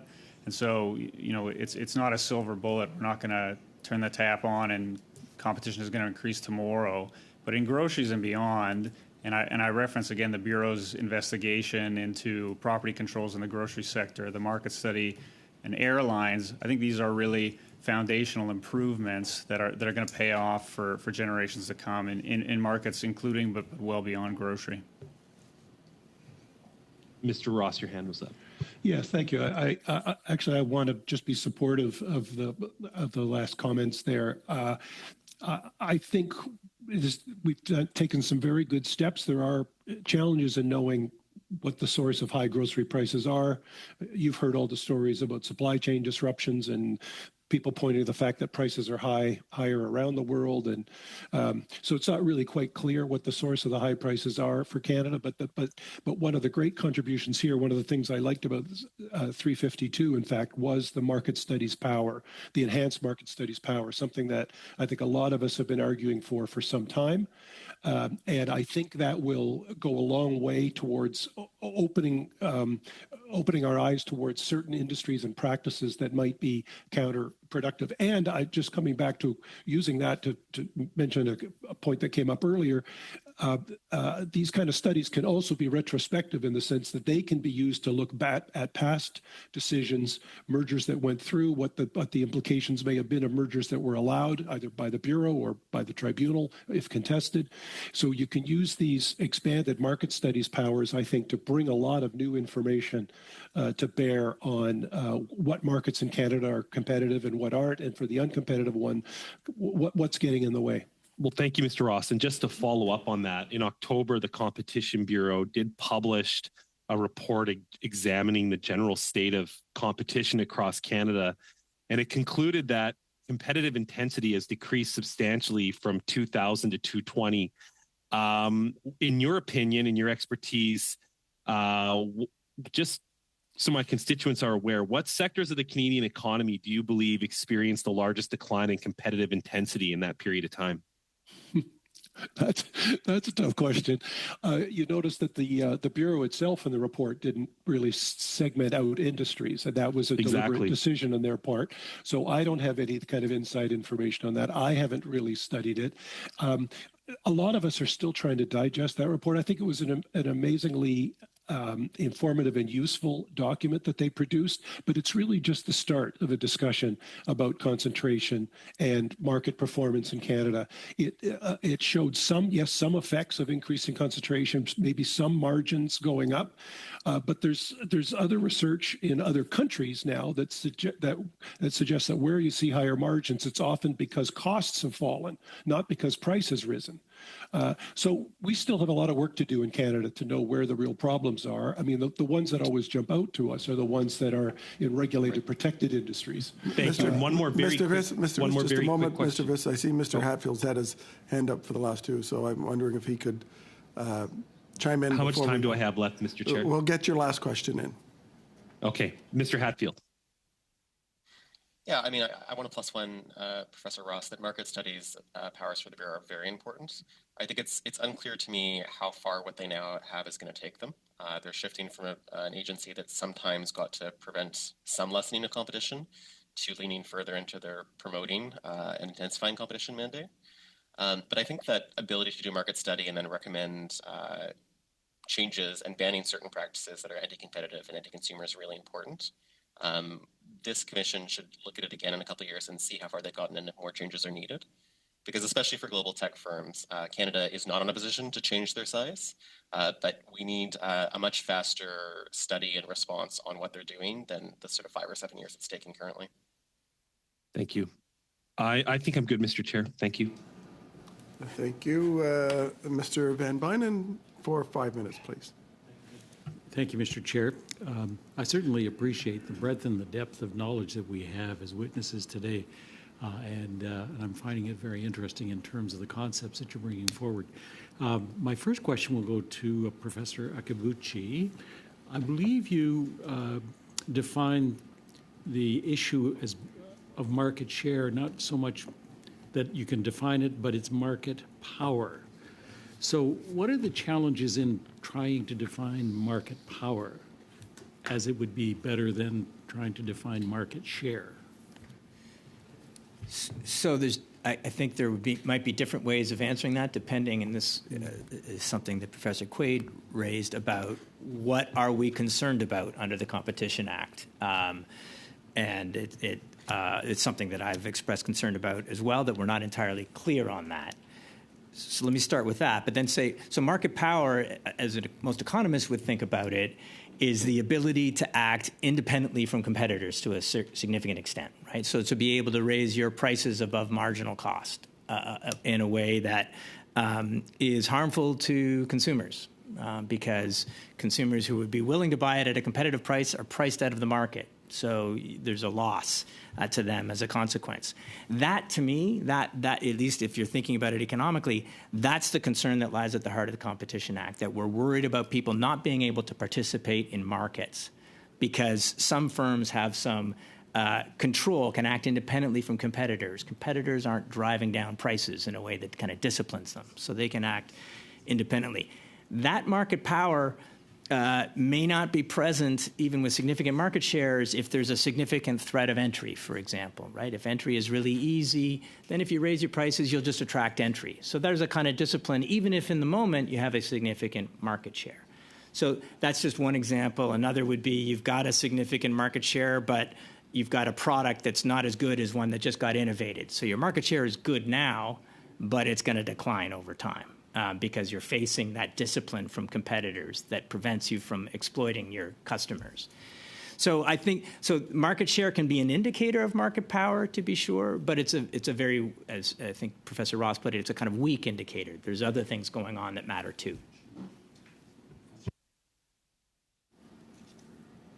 Well, Professor Iacobucci provided an excellent, explanation of how economists understand market power. I think that I would just add a little bit of color to that, which is that in the economy we have now, which has been transformed, forever by not just digitization, but the adoption of technology and data-driven practices in the way business is conducted, does present some challenges for those of us who want to understand where market power is and how it's exercised, because it's coming in perhaps different guises than it used to. One of the things, and I will just put it out there, it's not my idea, others have come up with it, but I'm going to put it out there, is that now we see sectors of the economy that are characterized by the presence of economic ecosystems dominated by perhaps one or two firms. Often it's one firm that, because they control adjacent sectors, they're able to dictate the terms of participation. We call it sort of an ecosystem. We call them gatekeepers or platform operators. It doesn't necessarily have to be the billion-dollar ones that we all know the names of. And I think that, one of the interesting cases was, in the United States involving Live Nation and Ticketmaster. It's just showing that the way the economy is evolving may present challenges for us to use these concepts. Doesn't mean they're not relevant. It just means we have to be attentive to the new ways they may present themselves and new tools might be needed to understand and get around, really make sure that we're targeting things where market power is a problem and not actually stifling things that should happen or that might totally radically change the economy for the better. So, we don't have a crystal ball. There's always room for error, but I would say that's the other thing that I think is important to keep in mind is that the economy is evolving and changing quite rapidly, and we need to keep on top of that. Now, during his appearance at the committee on June the 3rd, Jagmeet Singh, the sponsor of the bill, mentioned that the bill draws on inspiration from competition practices in international jurisdictions such as the European Union and Australia. The competition policy ratified by the European Parliament bans all anti-competitive agreements under Article 101 of the Treaty of Functioning of the European Union. What are the similarities between Bill C-352 and the European competition policy, and are the measures taken by other jurisdictions considered as stringent as those in Bill C-352? I'll start with Mr. Bester. Admittedly, more familiar with the Canadian and American bodies of law than the European one. I think the one lesson to take away is that the European approach, certainly for abuses of dominance, which is including excessive and unfair pricing, is much stricter than how Canada has approached it in the past. So if there's a spiritual alignment, the details, the structure of European law is much different. It's much more pared back, less directive, relies on nations such as Germany to pursue their own competition law policies. So very difficult to compare directly. But if there's a connection in sort of philosophy, that tighter approach to abuse of dominance is in line. Thank you, Mr. Van Bynen. For 5 minutes, the next round, Mr. Williams, please. Thank you, Mr. Chair. I wanted to swing back to some changes that already happened. Some we're looking at this bill. C-56 gave new powers to the minister to do market studies. Mr. Beston, I'm not sure if you're aware, but there was a letter that went out, and the Competition Bureau is going to study airline competition, which is great news for everyone. And then a letter went out from the industry minister that said, this is great. Focus on domestic competition, stay away from the airports, right? So we had concerns in this committee that said, well, maybe giving all this power to the minister is a bad idea. And we're seeing that that's there. The Competition Bureau was here the other day, and I asked them this question, didn't get a direct answer online, but offline saying, yes, the terms of reference have to be made with the industry minister. Should the minister be involved on directing the Bureau to where or where not they should be looking in an important piece like airline competition?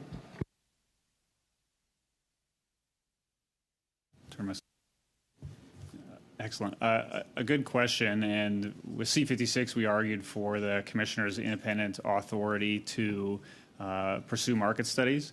And so I think that this airline market study will be a good first test of that independence. C-56 was amended to allow the Bureau a freer hand, but we do have a balance between the elected officials' oversight of the Competition Bureau and the independence of the commissioner. So focusing on the independence of the commissioner, I think, is important, and the airlines market study is a real first test of that. Mr. Ross, I want to get your insight. This is something a little different than we're looking at, but it is going to be the future, I think, of the Competition Bureau, and it's looking at global mergers and interconnectedness of markets. So how we're looking at obviously tech giants and the emergence of those, pharmaceutical companies, automotive, finance, retail.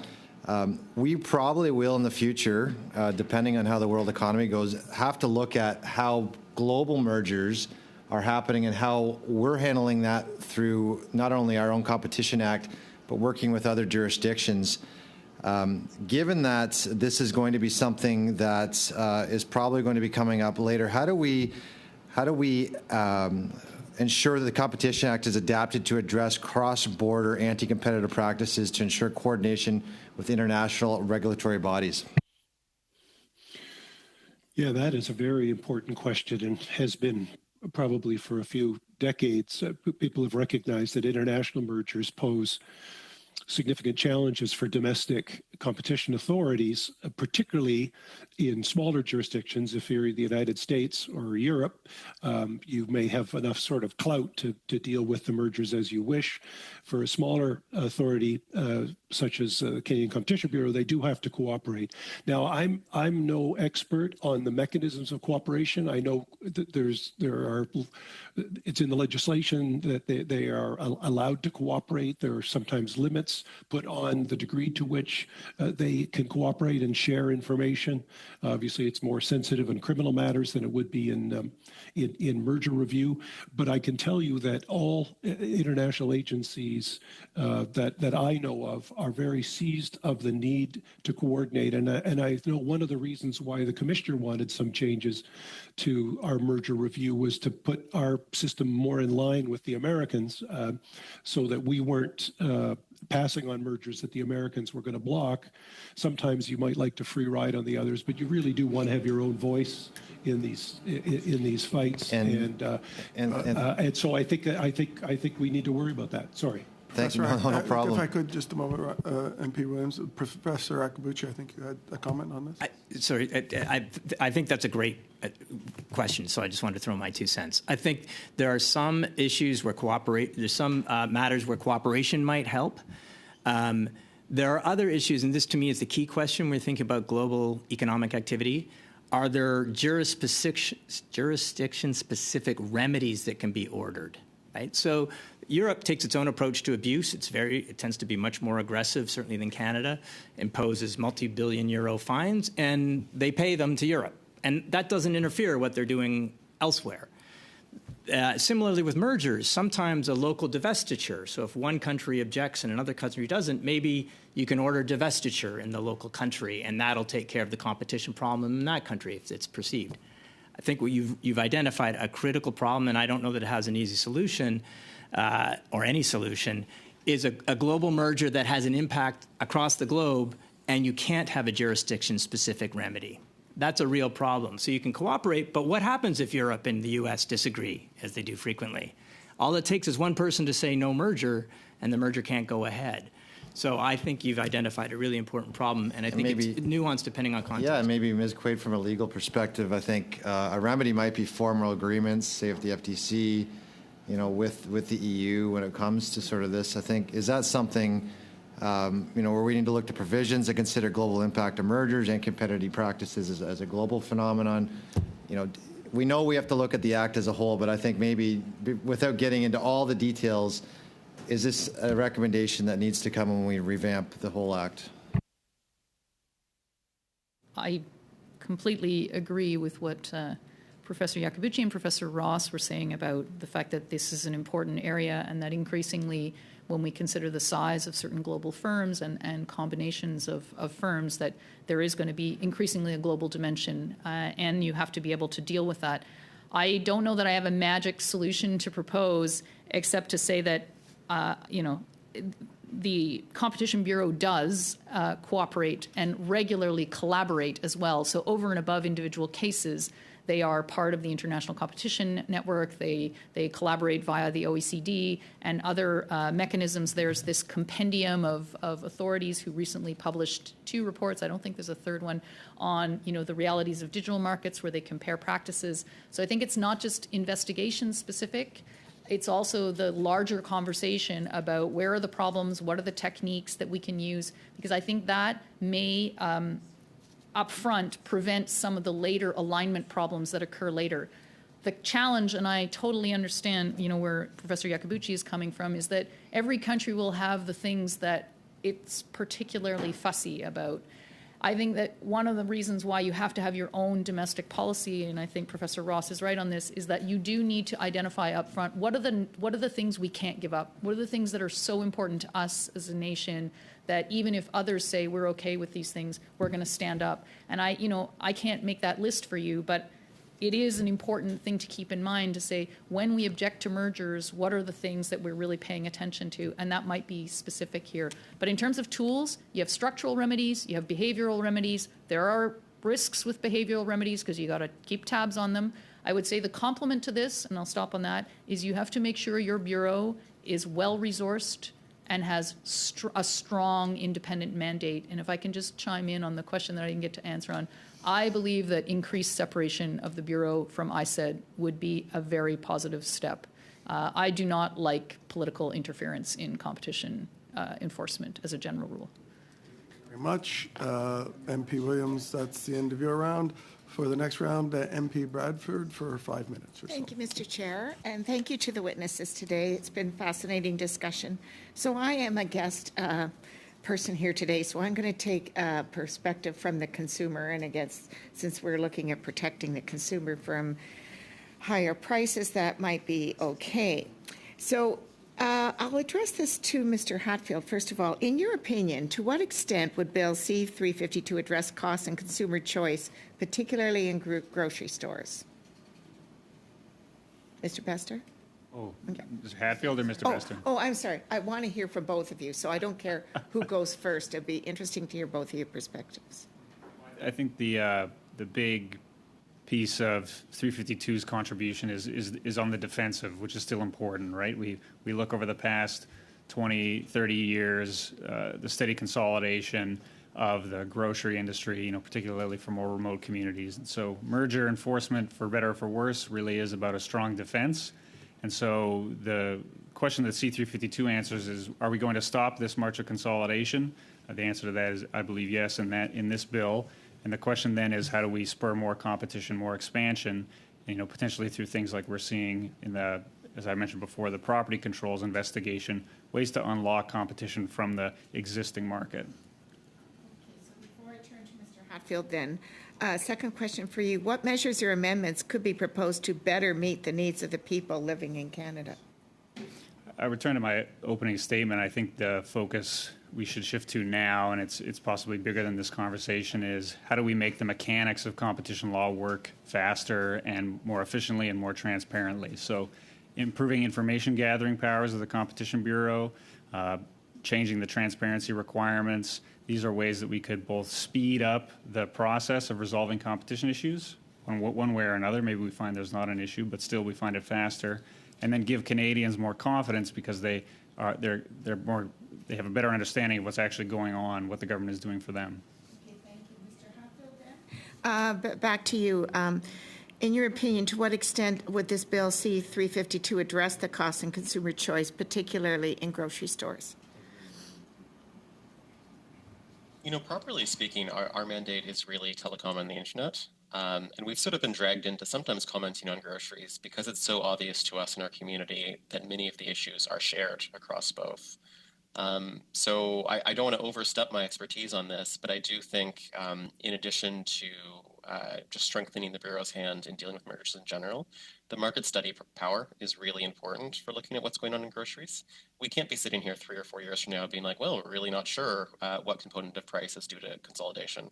We need some hard study of this issue.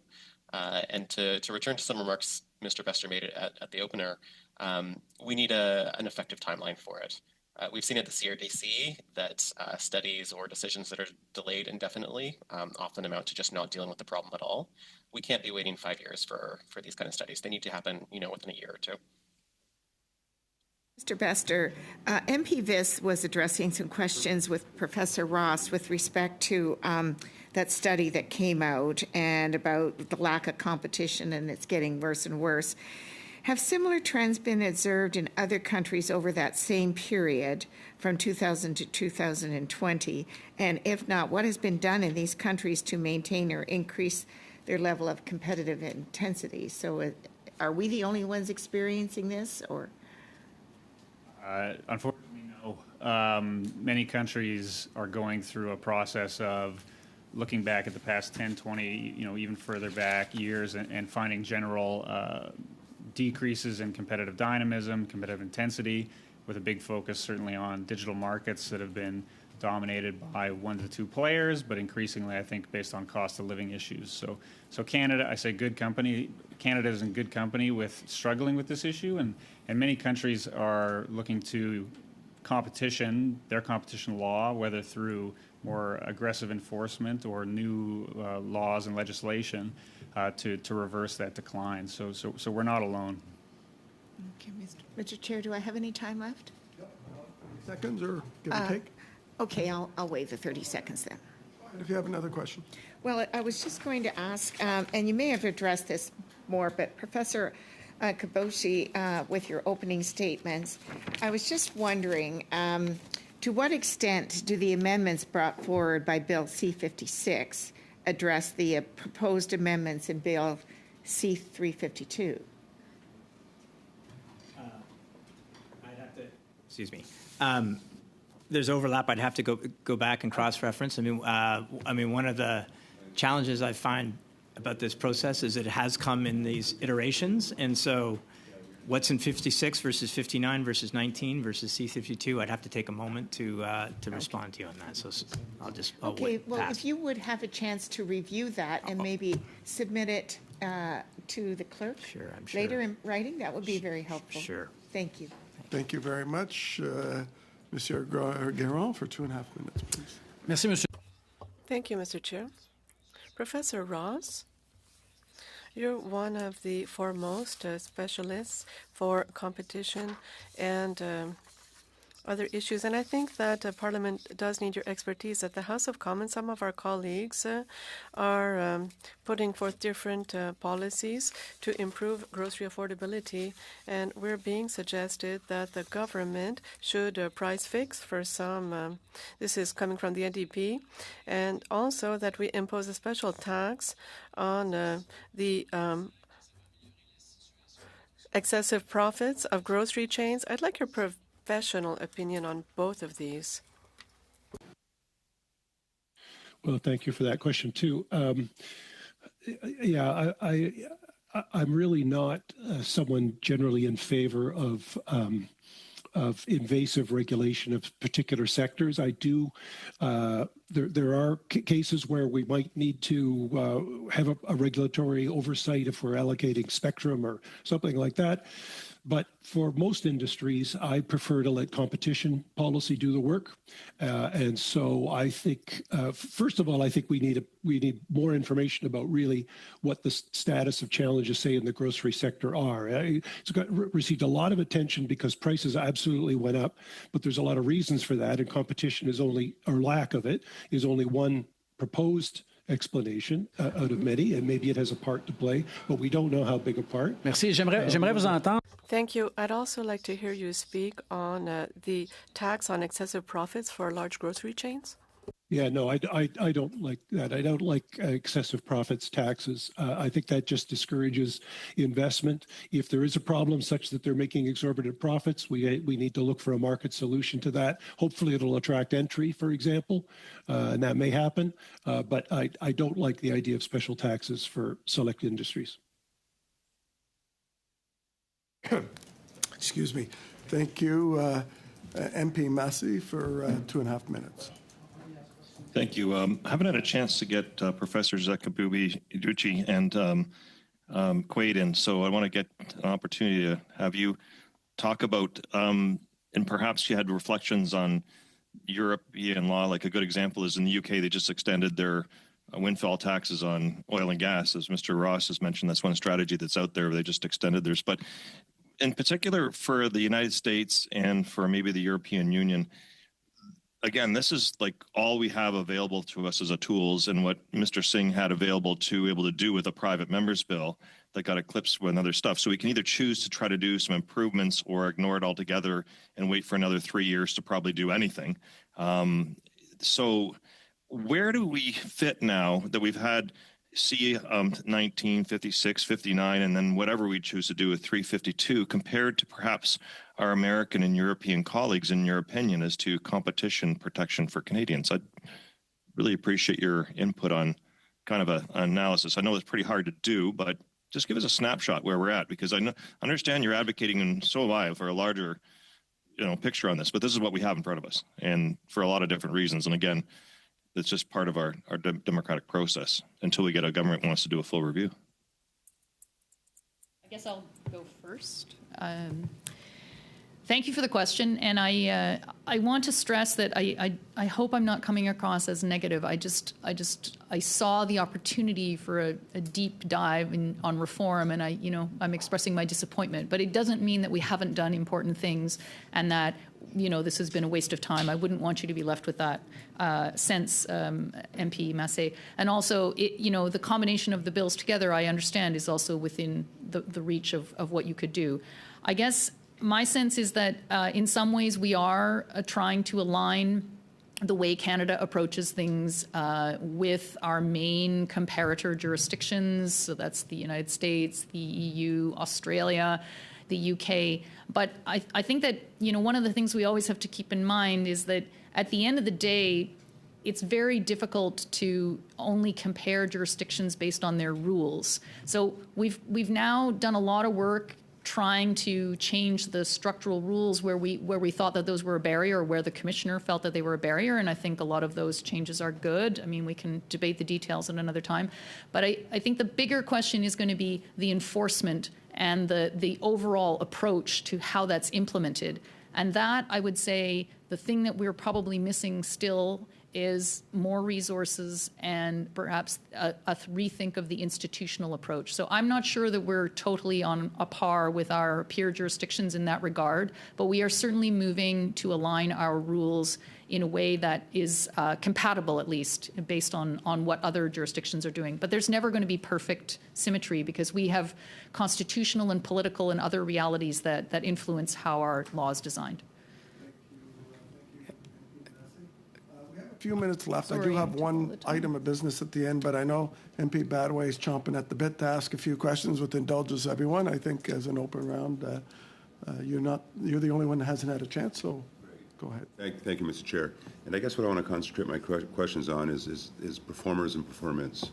With respect to what was mentioned earlier with the all-of-government approach, government's approach, and simply put, really drilling down on the provincial trade barriers and supply management.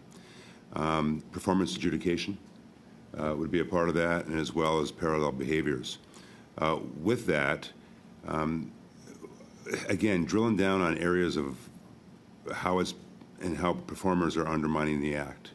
And when we look at mergers and acquisitions and the impact on consumers, the impact on labor, point one, point two, the less performers that are part of the supply management, and then therefore, again, the impact on consumers and labor. And of course, ultimately, the remedies to encourage more competition and lessen the labor impacts. And I'm going to drill down in the grocery sector. When we look at years ago, we recognized that prices sort of increased minimally over the years. And it wasn't until there were less performers based on the incentivization by manufacturers and wholesalers to really shrink the distribution market. Okay, and I'll give you an example, and I'll be blunt.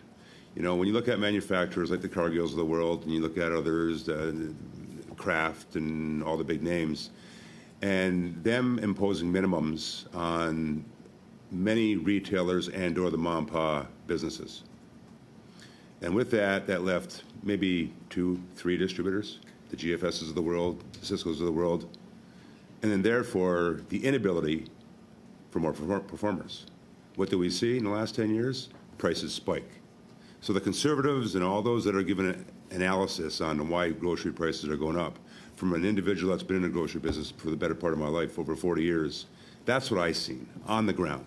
Well, I was trying to meet payroll. Well, I was trying to meet supplier demands. Well, I was trying to ensure that my suppliers got taken care of when those bills came due. So with that all said, Mr. Bester, what I would like to get your opinion on is how that has rolled out over the years and how that can be fit into this legislation to therefore ensure that the consumers are being looked after and less labor impacts. Well, I think you made a phenomenally important point that's been missed from the discussion over the past couple of years is that the issues with the food system, consolidation and concentration go not just at the retail level, but at the distribution level, wholesale, and all processors and then input providers. We talk about, you mentioned Cargill, both at the level of providing inputs to primary producers, but also as dominant processor in the beef space in Canada. So what I think, what I'm encouraged by is, take to the market study power from 352 brought in through C56, we need to go further up that chain and understand beyond what the consumer sees. We have had this, and I use the term concentration begetting concentration, a process over many years that will be very difficult to unwind. But I think the first step is a stronger approach to competition and understanding that that consolidation is really costing us today, not just at the grocery store shelf, but all the way up the chain. Go ahead. So when we look at, Mr. Bester, those drivers, the inability for the mom and pop operations that we see in communities, when we used to see in communities, whether it be a corner store, whether it be a grocery, whether it be a hardware store, furniture store, the buying power and the lack thereof that some of the smaller operations have then creates the inability for margin to grow, more employees, and to be competitive, and the inability to as well stay alive, quite frankly, to be around. And that's what we're seeing in communities now. Is the bigger players, the Walmarts, et cetera, because they have that buying power to be able to make that margin because of the volumes that they're purchasing at any given time for any given product. And then second to that, still making the margin that they expect, whereas the smaller operations that people used to have the choice to shop at are not. And then therefore their margins shrink, and then they have to second guess whether they're going to be around tomorrow. How do you see that being looked after in any legislation that we're contemplating right now? It's a very difficult topic, and it's a very difficult task to, I often say consolidation is really a one-way street. It makes the challenge, once the market is concentrated, that much higher. I've written about it in the past. I'd be happy to share it, but concepts of fair competition, moving away from competition based on the exercise of that power, you referenced the buying power, instead on the offering of a superior product. So I don't have an easy answer, but fair competition, I think, is at the heart of it. One more point. Thank you. Just my last point, and frankly, I think this is what it drills down to, is with respect to the ability for us to balance that playing field, and then therefore ensuring that, again, the impacts on these businesses as well as the people that they're supporting don't, quite frankly, drop by the wayside over time. And therefore, we don't have basically one option to the consumer. And partly it's the consumer that's going to drive that agenda. But to ensure that they have that choice is something that I think that this legislation has to look at in the future. Therefore, we don't see necessarily the mergers and the acquisitions from the top end, but from the bottom end, which is sometimes hidden, is the performance to the performers. And that is exactly what some of the bigger players are imposing on, ultimately, the consumer, is the buying power, therefore the minimums that have to be established, and therefore those that can't meet that buying power minimums, again, fall by the wayside, and again, less option for the consumer, and of course the impacts on the labor market. Thank you, MP Badaway. And I want to thank the expert panel witnesses. I did have one question, but I've pushed it long enough. Maybe I can talk to you offline about it before we go. If the committee wants to begin a clause by clause on this bill next week, we need to set a deadline for submitting any amendments. So I would think this Thursday, and talking with the clerk, would be good. End of business Thursday? Noon Thursday for any amendments to the bill. Yeah, so that we could start, if that's okay with the committee. Great. Thank you very much, everyone. I really appreciate that. It was a fascinating meeting with a great panel. Thank you very much. I'm sure we'll be seeing more of you in the future. Thanks. Meeting adjourned.